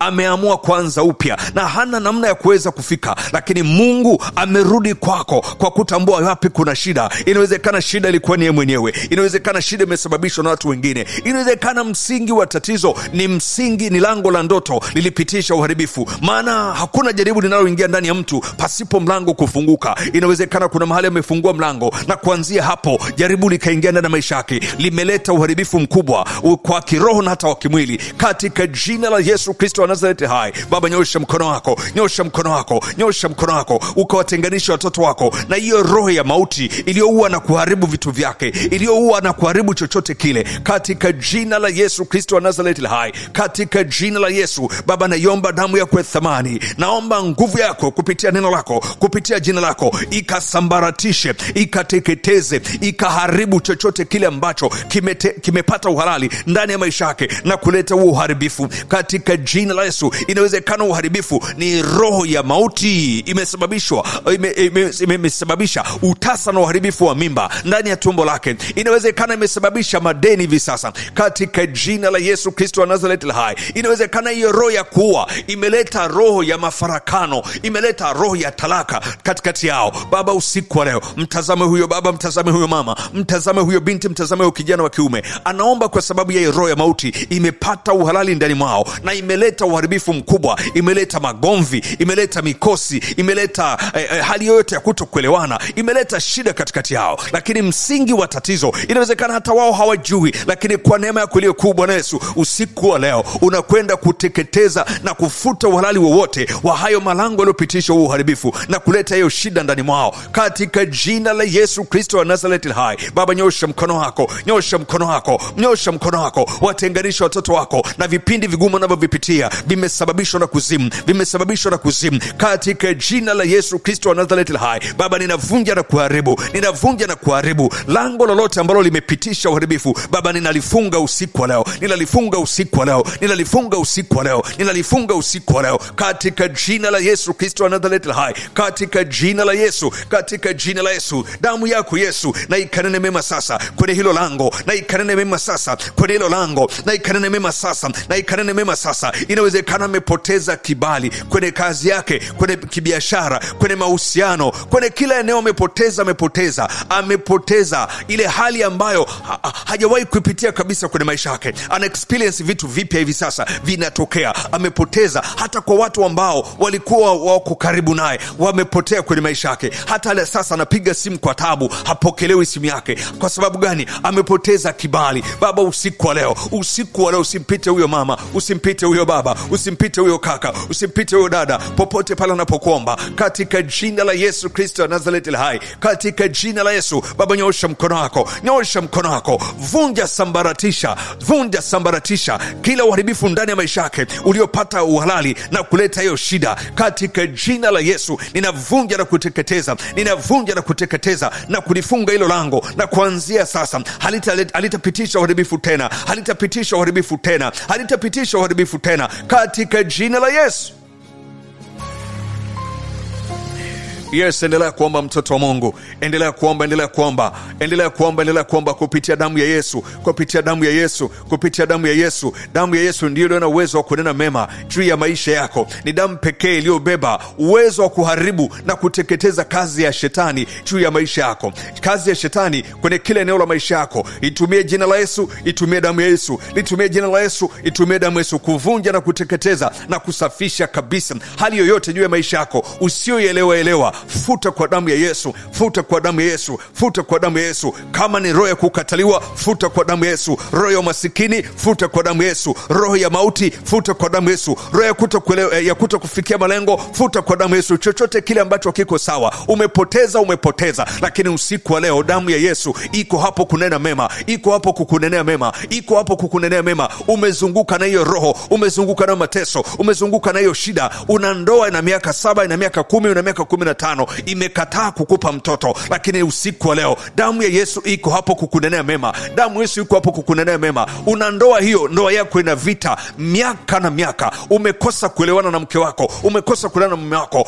Ndoa yako inakimbia, hauielewi, hamuelewani kabisa, lakini usiku wa leo Bwana anakuona unavyoomba, Bwana anakusikia unavyoomba, maana anasema hata katika kunena kwetu yeye anasikia. Hebu endelea kuomba, mwambie Baba, hili ndilo jambo ambalo limekufa kwenye familia yangu. Hakuna amani, hakuna umoja, hakuna mshikamano, hakuna kuthaminiana, hakuna kuheshimiana. Baba, usiku wa leo ninakuamini, nina uhakika na neno lako, nina uhakika na jina lako, nina uhakika na damu yako. Na usiku wa leo Baba, thibitika kwenye mambo yangu yote yaliyokufa katika jina la Yesu. Onekana kwenye vitu vyote vilivyokufa kwenye maisha yangu, onekana kuanzia sasa katika jina la Yesu. Mama usinyamaze, baba usinyamaze, binti usinyamaze, kijana usinyamaze. Roho Bwana yuko pamoja na wewe, anakusikia unavyoendelea kuomba, anasikia, anaishughulikia hiyo hoja unayoipeleka mbele yake, anaishughulikia hiyo agenda uliyopeleka mbele yake. Wewe endelea kuomba, mwambie Baba, niko mbele zako usiku wa leo. Ninakuomba Mungu, ninakuamini kabisa, ninakuamini uwezo wako, ninaliamini jina lako, ninaiamini na damu yako ina uwezo wa kunena mema kinyume cha mabaya yote juu ya maisha yangu katika jina la Yesu. Hebu endelea kuomba, paza sauti yako mbele za Bwana, yuko anakusikia katika jina la Yesu. Baba, ninakushukuru kwa sababu wewe ni mwema, tena ni mwaminifu. Umetupa uhalali wa kukuita na utatuitikia. Baba, ninakushukuru kwa sababu unawaitikia watoto wako katika yote magumu ambayo yamekufa kwenye maisha yao, mambo ambayo yamekuwa magumu kwenye maisha yao, mambo yao ambayo yalikuwa ni mazuri, lakini leo hii yamekufa, yametoweka kwenye maisha yao. Baba, ninakushukuru siku wa leo, unaliona hilo tatizo la huyo mama, unaliona hilo tatizo la huyo baba ambalo limemfikisha njia panda kwa kiwango ambacho kikasababisha hata magonjwa yakaanzia hapo, kikasababisha hata watu kupotea kwenye maisha yake, kikasababisha hali yake uchumi kushuka na kupotea. Baba, usiku wa leo Baba, ninakushukuru kwa sababu ninaona majibu mapya ndani ya maisha yao, ninaona uumbaji mpya kwenye maisha yao, ninaona uzima mpya kwenye maisha yao, ninaona urejesho mpya kwenye maisha yao, ninaona ushindi kwenye maisha yao, ninaona afya ndani ya maisha yao katika jina la Yesu.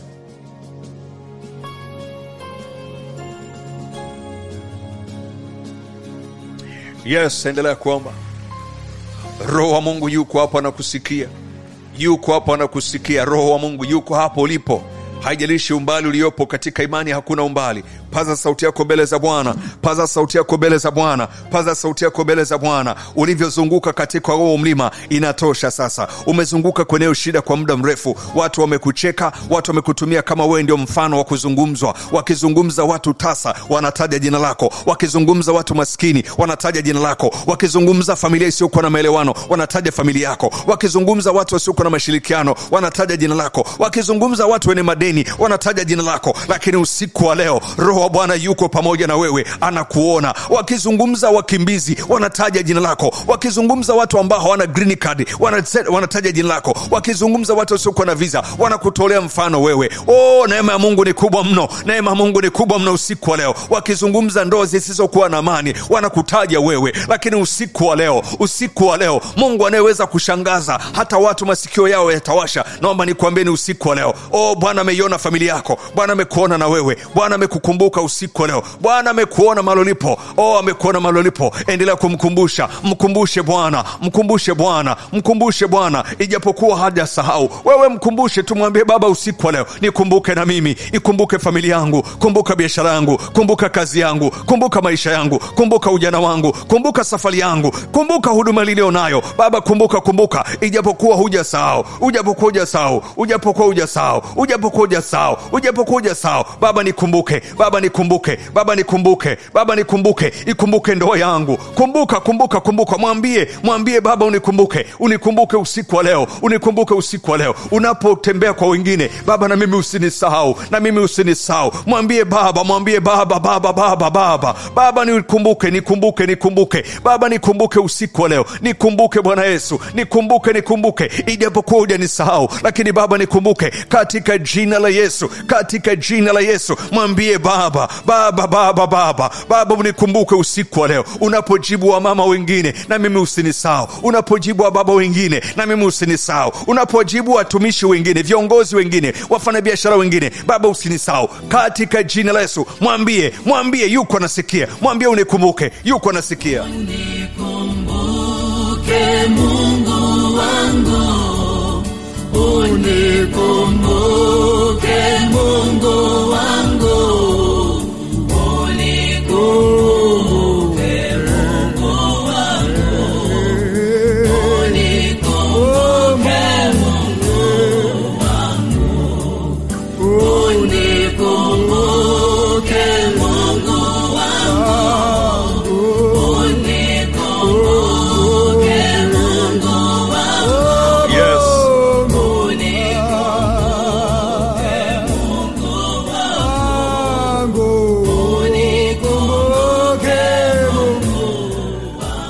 Yuko anasikia. Endelea kumwambia Baba unikumbuke. Mwezi huu wa 4, umba jambo jipya ndani ya maisha yangu. Umba jambo jipya ndani ya uchumi wangu. Umba jambo jipya ndani ya ndoa yangu. Umba jambo jipya katika biashara zangu. Umba jambo jipya kwa watoto wangu, kwa uzao wangu. Baba, usiku wa leo fanya jambo jipya kwenye taifa langu. Fanya jambo jipya kwenye maisha yangu. Fanya jambo jipya kwa mabinti zangu, kwa vijana wangu, kwenye huduma yangu, kwenye biashara yangu, kwenye safari zangu, kwenye chochote kile kinachonihusisha mimi. Mwambie Baba, usiku wa leo kumbuka tumbo langu la uzazi. Kumbuka moyo wangu. Kumbuka figo yangu. Kumbuka mapafu yangu. Kumbuka mwili wangu, hali yangu ambayo inaipitia. Baba, usiku wa leo kumbuka katika jina la Yesu. Mwambie yuko anasikia. Unikumbuke Mungu wangu, unikumbuke Mungu wangu, unikumbuke Mungu wangu, unikumbuke Mungu wangu. Yes, mwambie. Unikumbuke Mungu wangu, unikumbuke Mungu wangu, unikumbuke Mungu wangu, unikumbuke Mungu wangu. Haijalishi historia hilo unalolipitia, endelea kumkumbusha Bwana. Hata kama hauoni kwa macho ya nyama, lakini katika ulimwengu wa roho, Mungu anapoiona imani yako, anasikia na anafanya. Wala usinyamaze kimya. Mwambie tu Baba, usiku wa leo ninajua haujasahau, lakini ninakukumbusha, maana umesema nikukumbushe na tuhojiane. Nieleze mambo yangu nipate kupewa haki yangu. Baba, usiku wa leo ninakukumbusha usiku wa leo. Baba, unapowakumbuka wengine, usinisahau na mimi, usinisahau na mimi, usinisahau na mimi.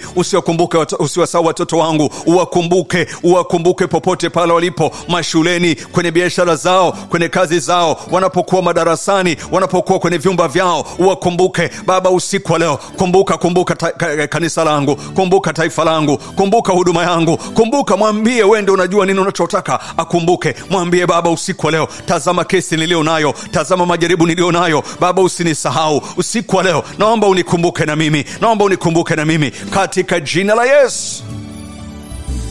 Unikumbuke Mungu wangu, unikumbuke Mungu wangu, unikumbuke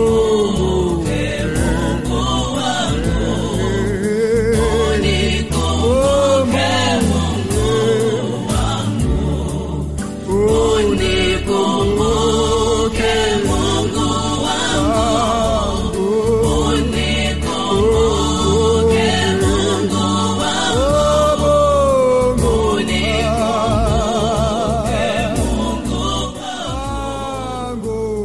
unikumbuke Mungu wangu, mahali popote ulipo, haijalishi nini unachokipitia, haijalishi umekaa kwa muda gani katika hilo jaribu, mwamini Mungu, mwamini Mungu. Unavyoendelea kuomba, unavyoendelea kupaza sauti yako, Mungu anasikia, Mungu anasikia. Endelea kumwambia Baba, Baba, Baba, Baba, niko mbele zako usiku wa leo, niko mbele zako usiku wa leo. Ninalo tumaini kubwa na wewe, ninayo imani kubwa na wewe ya kwamba usiku huu wa leo unakwenda kutenda, usiku wa leo unakwenda kuumba jambo jipya, usiku wa leo unakwenda kufanya mambo mapya, usiku wa leo unakwenda kunirejeshea yale yote yaliyokomeliwa na nzige, yale yote yaliyokomeliwa na madumadu na tunutu na parale. Usiku wa leo Baba unakwenda kunirejeshea katika jina la Yesu. Ninataka kuanza upya tena, ninataka kuanza upya tena, ninataka kuanza upya tena kwenye maisha yangu katika jina la Yesu, katika jina la Yesu. Baba ninaomba nianze upya kwenye biashara, kwenye kazi, kwenye huduma, kwenye ndoa, kwenye mambo yangu yote. Ninaomba nianze upya, nianze upya na wewe katika jina la Yesu, katika jina la Yesu, katika jina la Yesu. Baba, moyo wa ibada ukaanze kwa upya, moyo wa biashara ukaanze kwa upya, moyo wa kuipenda ndoa yangu ukaanze kwa upya, moyo wa kuipenda biashara yangu ukaanze kwa upya, moyo wa kupenda ufamilia yangu ikaanze kwa upya, moyo wa kuipenda huduma yangu nikaanze kwa upya katika jina la Yesu. Ninajua Mungu neema yako ni kubwa inayoweza kutenda usiku wa leo katika jina la Yesu.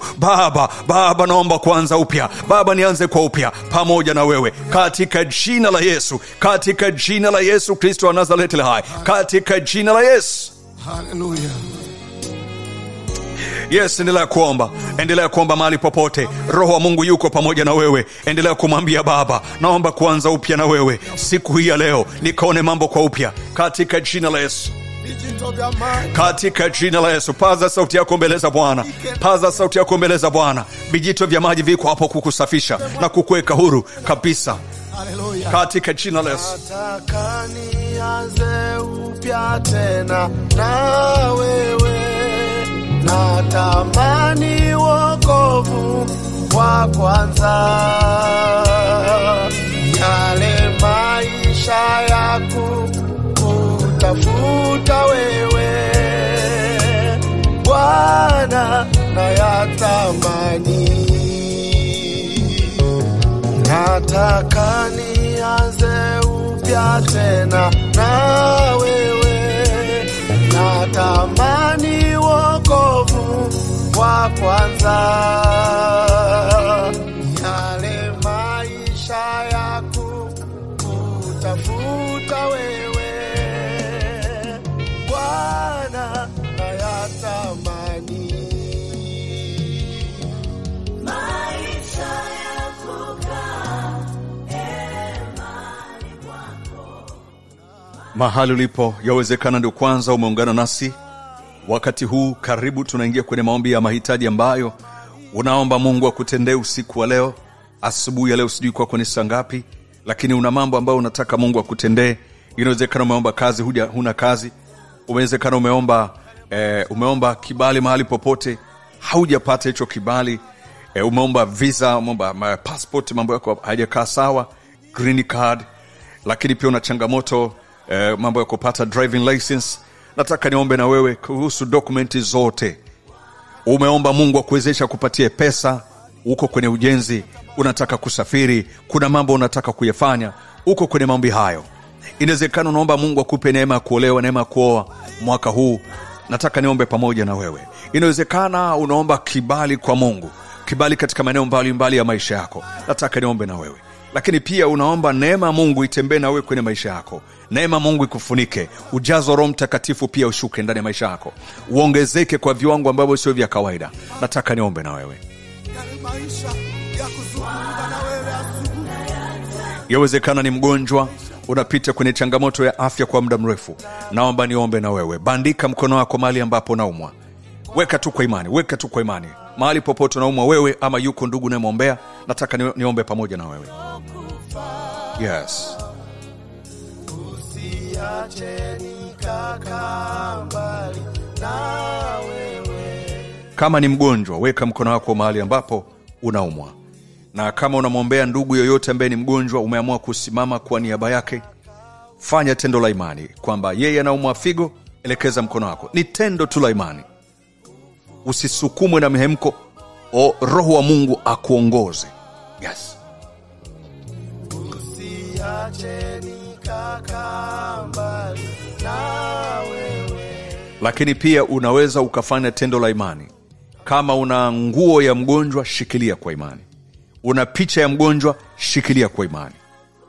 Shika hiyo picha ya yule mgonjwa, ingia kwenye simu yako, fungua mahali ambapo kuna picha yake, fungua hivyo, alafu nenda kwenye hiyo gallery yako, nenda ifungue picha yake. Tunapoomba hapa, shikilia hiyo picha.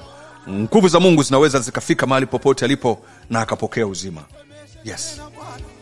Semesha tu. Moyo wangu penda wewe. Natamani. Yes. Yes, nataka niombe na wewe kwa ambaye ni mgonjwa ama unasimama kwa niaba ya mgonjwa. Weka tu mkono wako mahali ambapo panauma. Kama ni kifuani, weka kifuani. Yes, weka tu mkono wako kifuani, tuombe. Imani ni kuwa na uhakika na mambo usiyoyaona, lakini unayatarajia. Unatarajia nini kwenye maombi haya usiku wa leo? Tarajia Mungu kukuponya. Kama ni wewe, kama ni ndugu, tarajia yeye kuponywa popote pale alipo. Tunamwabudu Yes. yeye ni Mungu mwaminifu. Yeye ni Mungu asiyeshindwa, yeye ni Mungu anayeweza yote. Somebody lift up your hands and tell him, Lord, there is no life. Yes, nataka niombe na wewe. Neno lake Mungu linasema nitakuponya magonjwa na kukurejeshea afya. Amekuahidi hapo. Anakuponya magonjwa na kurejesha afya. Hakuna anayeshindwa. Hakuna anayoshindikana kwake. Hata kama limefika kwenye hatua ambayo madaktari wanasema haliwezekani, hakuna linalomshinda. Amini tu, amini tu. Hakuna kama wewe. Hakuna kama wewe. Hakuna kama wewe.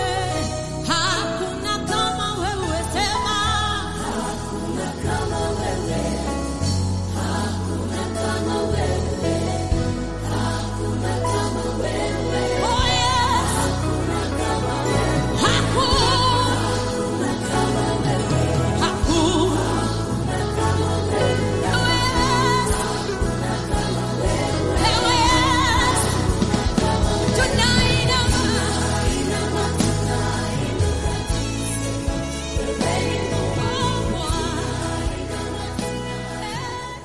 Baba, katika jina la Yesu, sifa na heshima ni za kwako.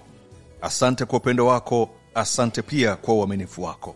Baba, tazama watoto wako hawa ambao ni wagonjwa na ambao wengine wamesimama kwa niaba yao wagonjwa, na wengine wameshikilia picha za wagonjwa, na wengine wameshikilia nguo za wagonjwa. Baba, usiku wa leo, asubuhi ya leo, tunaomba tukiamini ya kwamba hakuna lisilowezekana kwako. Inawezekana ni kweli madaktari wanasema uvimbe uliopo kwenye ziwa lake ni kansa. Uvimbe ulioko kwenye ubongo ni kansa. Uvimbe ulioko kwenye mgongo ni kansa. Uvimbe wowote ulioko kwenye mifupa, kwenye hali yoyote anaousikia ni kansa. Kwa hiyo kansa imetajwa kwenye maisha yake, na pengine imeshatengeneza uhalali ndani ya maisha yake. Inawezekana ni tatizo la kurithi, ama ni ugonjwa wa ugonjwa wa mlipuko, ama ni ugonjwa ambao umetokea tu, haelewi chanzo cha hilo tatizo. Baba, katika jina la Yesu, Ninaamini kabisa uwezo wa damu yako ya thamani ile iliyomwagika msalabani na ikanena mema, bado ina uwezo wa kunena mema kwa huyu ndugu. Ina uwezo wa kukausha hiyo kansa kwenye mwili wake. Ina uwezo wa kukausha hiyo hali ya uvimbe kwenye mwili wake.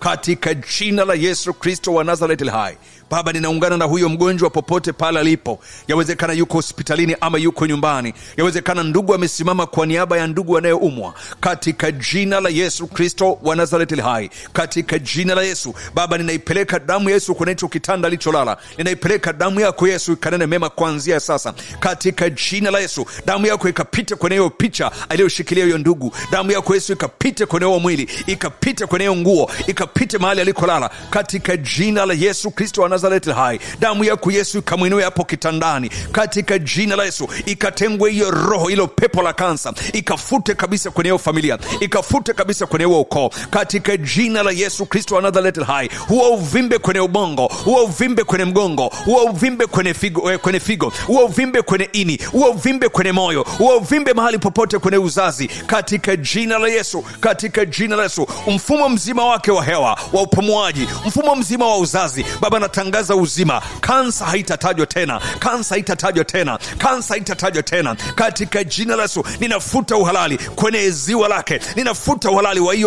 hiyo kansa kwenye mwili wake. Katika jina la Yesu, kwenye ukoo wake, nafuta kuanzia sasa, nafuta kuanzia sasa kwa mamlaka ya jina la Yesu, kwa mamlaka ya damu ya Yesu. Natangaza uzima, natangaza uponyaji. Kansa haitatajwa tena, kansa haitatajwa tena. Ni kwa baba, ni kwa mama, ni kwa watoto. Nafuta kuanzia sasa kwa mamlaka ya jina la Yesu na kwa damu ya Yesu. Nafuta, nafuta, nafuta katika jina la Yesu, katika jina la Yesu. Kama ni kisukari, nafuta kuanzia sasa. Kama ni HIV, nafuta kuanzia sasa. Kama ni figo inauma, Baba, nafuta kuanzia sasa. Kama ni moyo, nafuta kuanzia sasa katika jina la Yesu. Haijalishi shida iliyoko ndani mwake, ninafuta kuanzia sasa. Uvimbe wa namna yote, ninaukausha kwa damu ya Yesu, ninaukausha kwa damu ya Yesu, ninakausha kwa damu ya Yesu. Hali yoyote ya udhaifu katika mwili wake, pengine shida ni kwenye mifupa, pengine shida ni kwenye pingili za mgongo, Baba, ninafuta kwa damu ya Yesu, ninafuta kwa damu ya Yesu. Ninafuta hiyo shida kwake kwa muda mrefu imekaa ikimsumbua katika jina la Yesu. Na inawezekana amepima vipimo vyote, lakini tatizo halionekani. Baba, usiku wa leo, mtoto wako ni mgonjwa, lakini vipimo vinasema hakuna tatizo. Ninajua katika ulimwengu wa roho, katika ulimwengu wa roho kuna shida. Pando la kichawi ninalifuta kuanzia sasa, ninalifuta kuanzia sasa. Hilo pepo la kichawi limwachie kuanzia sasa, limwachie kuanzia sasa katika jina la Yesu Kristo wa Nazareti hai, katika jina la Yesu. Huo uvimbe ulioko ndani mwake, hao virusi walioko ndani mwake, hao bakteria walioko ndani mwake, ninawasambaratisha, ninawakausha kwa damu ya Yesu, ninawakausha kwa damu ya Yesu, ninawakausha kwa damu ya Yesu katika jina la Yesu Kristo wa Nazareti hai. Pepo uliyekaa ndani mwake, pepo la kansa, pepo la kisukari, pepo la uvimbe uliyekaa popote pale, pepo la pumu, ninakuamuru kuanzia sasa, toka kwa jina la Yesu, toka kwa jina la Yesu, toka kwa jina la Yesu Kristo wa Nazareti hai. Umekaa kwenye mwili kwa muda mrefu, kwa mamlaka ya jina la Yesu, ninakuamuru kuanzia sasa, ondoka kwenye mwili wake, toka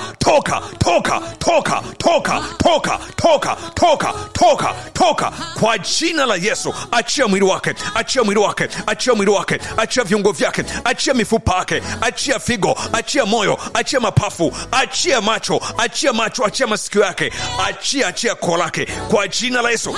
Toka. Yes.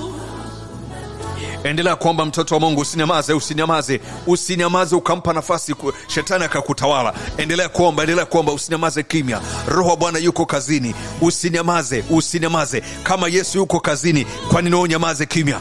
Paza sauti yako mbele za Bwana, paza sauti yako mbele za Bwana. Yuko anakupigania, endelea kuomba. Damu Yesu inanena mema usiku wa leo, damu Yesu inakupatia unachokiomba katika jina la Yesu. Pokea sasa neema ya Bwana, pokea neema ya Bwana, pokea neema ya Bwana. Neema ya kazi pokea, neema ya kazi pokea, neema ya kazi pokea. Ulikoitwa kwenye interview, pokea hiyo neema. Jina lako likakubalike, jina lako likapitishwe katika majina yote yanayotafutwa, na la kwako liwemo katika jina la Yesu. Interview yoyote yote ambayo umeifanya, na pengine sasa unasubiri majibu popote pale. Ni kwa habari ya visa, ni kwa habari ya pasipoti, ni kwa habari ya green card. Naomba nikuambie jina lako sasa likaonekane. Ni jina ambalo limepata kibali. Pokea hiyo neema, pokea neema, pokea neema, pokea neema kwenye mtihani wowote uliofanya. Pokea neema ya majibu mazuri katika jina la Yesu. Jina lako likaonekane, jina lako likaonekane, jina lako likawe ni miongoni mwa majina ambayo yamepata kibali kwenye kazi, kwenye visa, kwenye passport, kwenye green card, kwenye mtihani wote uliofanya.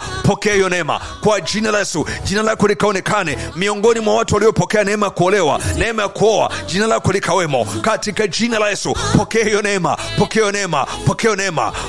Miongoni mwa majina ambayo yanakwenda kupokea promotion kazini, mahali popote. Pokea hiyo neema, pokea neema, pokea hicho kibali kutoka kwa Bwana. Wanaopokea kibali, neema ya Bwana usiku leo, na wewe miongoni mwao. Pokea hiyo neema, pokea neema, pokea neema. Ukombozi, urejesho miongoni mwa jina lako na wewe liwemo, jina lako na wewe liwemo. Kwa wanaopokea neema hiyo, uumbaji mpya kwenye maisha yako. Pokea hiyo neema na wewe, pokea hiyo neema sasa katika jina la Yesu. Popote pale katika doroto tunaliomba, pokea sasa, hata kwa kile ambacho sijakitaja. Pokea neema hiyo, pokea neema hiyo katika jina la Yesu. Unapoendelea kutaja, pokea kwa jina la Yesu.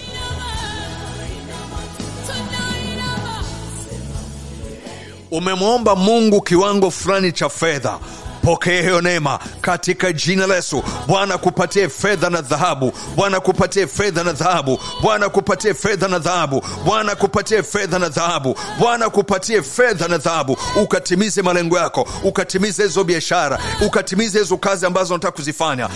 Pokea neema. Wewe uliyeomba tenda, pokea hiyo neema, pokea neema, pokea neema. Unahitaji ukamilifu katika ujenzi unaoendelea nao, pokea hiyo neema. Katika hiyo project ulio nayo, pokea neema, pokea neema, pokea neema katika jina la Yesu, katika jina la Yesu Kristo wa Nazareti hai. Pokea neema, pokea hiyo neema, pokea neema ya kupandishwa cheo, ya kusafiri mataifa unaotaka kusafiri, kihuduma, kibiashara. Pokea neema Mungu, pokea neema ya utumishi, pokea neema, pokea neema ya utumishi katika jina la Yesu. Bwana kufungulie kila lango ambalo lilikuwa limegoma kufunguka. Bwana kufungulie malango yote yaliokuwa yamefungwa, yakafunguke sasa katika jina la Yesu. Uitwe heri na mbarikiwa katika jina la Yesu.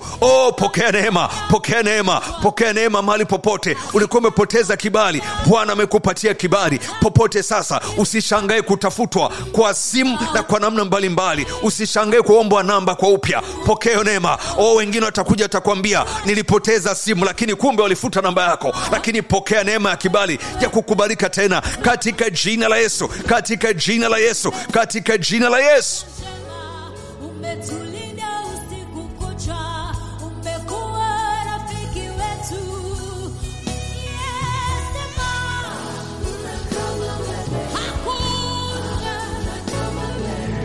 Mahali ulipo, naomba nimshukuru Mungu pamoja na wewe.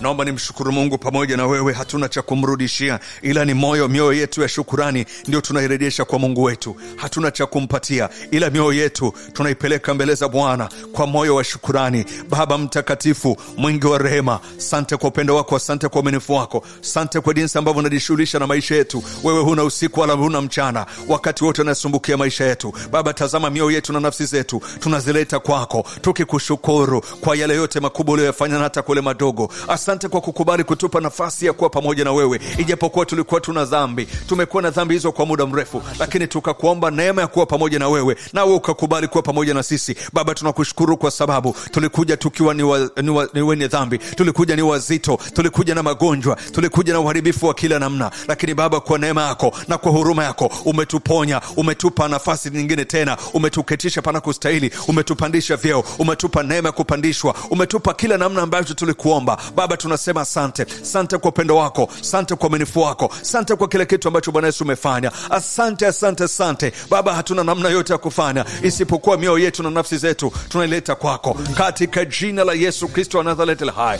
Baba, tunasema asante. Tunasema asante kwa sababu umetenda kwa ukubwa ambao Mungu ulikusudia kutenda. Inawezekana tuliomba kwa udogo, lakini wewe Mungu umetenda kwa ukubwa. Pokea sifa na heshima, adhama na tukufu. Tumekuona lisale letu la kwanza, tumekuona lisale letu la pili, hata sasa tunapohitimisha kukamilisha Baba ibada hii. Tunakushukuru kwa sababu tumekuona kwa viwango vikubwa kabisa. Asante kwa upendo wako, asante kwa uaminifu wako. Tazama mikononi mwa watoto wako, mikononi mwako Bwana Yesu, mikononi mwao wamebeba sadaka, wanaambatanisha mioyo yao na sadaka zao, ya kwamba nakushukuru kwa jinsi ambavyo Mungu umekuwa mwema na mwaminifu kwenye maisha yao. Si kwamba wanavyo vingi vya kukupa, hivyo vidogo walivyo navyo Mungu ni ishara ya kwamba mioyo yao inaambatana na hizo sadaka. Hivyo Baba, katika jina la Yesu ni maombi yangu, kazipokee sadaka zao, roho zao na nafsi zao na sadaka zao Baba, ukazipokee zikafanike ni kumbukumbu kwenye kiti chako cha enzi, kiti chako cha rehema. Baba, asante kwa sababu ninaamini hata pale wanapokuwa wamechoka, sadaka hizi zikakupigie kelele, zikakukumbusha kwamba mtoto wako tarehe 11 alikuwa pamoja na wewe, alianza pamoja na wewe, na akaomba moyo mpya, na akaomba vitu vipya, na Mungu wewe ulivyo mwaminifu ukampatia, na bado anaendelea kukukumbusha kwamba kupitia sadaka hiyo ikawa ni endeleo la kukukumbusha kila siku kila saa katika maisha yake, katika jina la Yesu. Baba, asante kwa sababu ninaamini unaipokea sadaka na kuibariki na kuitakasa kwa damu yako ya thamani, katika jina la Yesu. Asante kwa sababu ya uaminifu wako, sifa na heshima ni za kwako, katika jina la Baba na Mwana na Roho Mtakatifu tumeomba na kushukuru.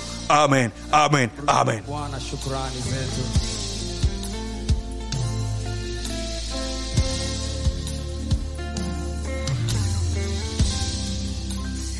Sina cha kukurudishia Bwana kwa fadhili za Okay, maishani mwangu. kuna message ambayo nilipata jana na hata juzi kwamba mtumishi, naomba wewe unatutajia na namba ya sadaka. Sawa, naomba nikutajie namba ya sadaka wewe ambaye ulikuwa unasema kwamba sitaji. Ni kweli wakati mwingine kuna kupitiwa, lakini najua wengine wanafahamu. Namba ni 0757 500 502, 0757 500 502, na nyingine ni 0753 40 8566, 0753 40 8566. Kwa wale wanatumia namba ya Tigo 0715 40 8566. Airtel ni 0683 09 5434. Basi ni kutakia siku njema, wakati mwema. Unapokwenda kazini, kafanye kazi kwa bidii, usitegemee muujiza katika uwekezaji mdogo unaowekeza wa nguvu na bidii kwenye hicho unachokwenda kufanya.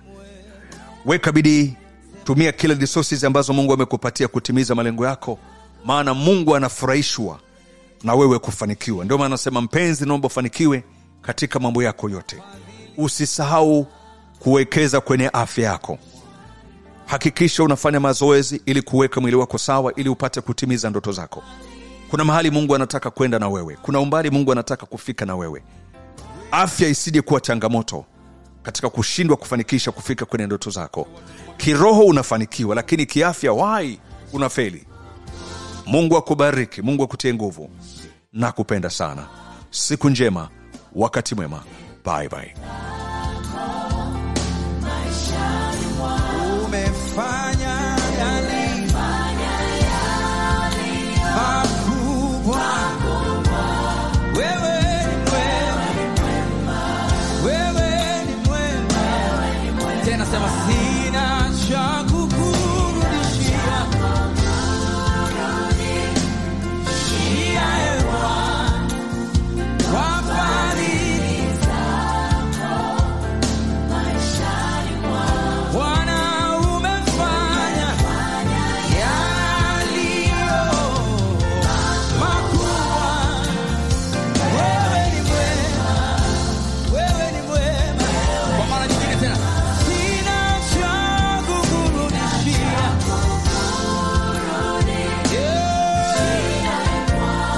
Kwa fadhili zako maishani mwangu. Bwana, umefanya yaliyo. Yuko mtu mmoja moyo wake una shukrani. Wewe ni mwema. Tena, sina cha kukurudishia. Hebu paza sauti yako juu kabisa. Kwa fadhili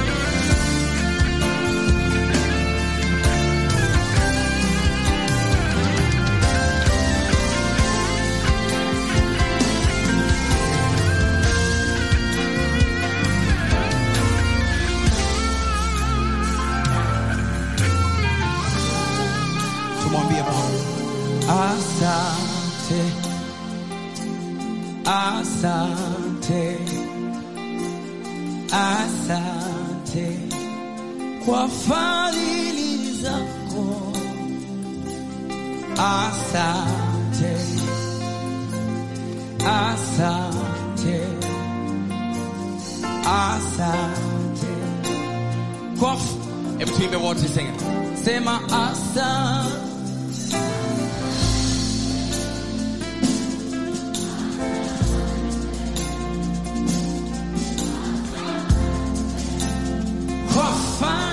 Inua mikono yako mbele za Bwana, mwambie Bwana asante. Sing it.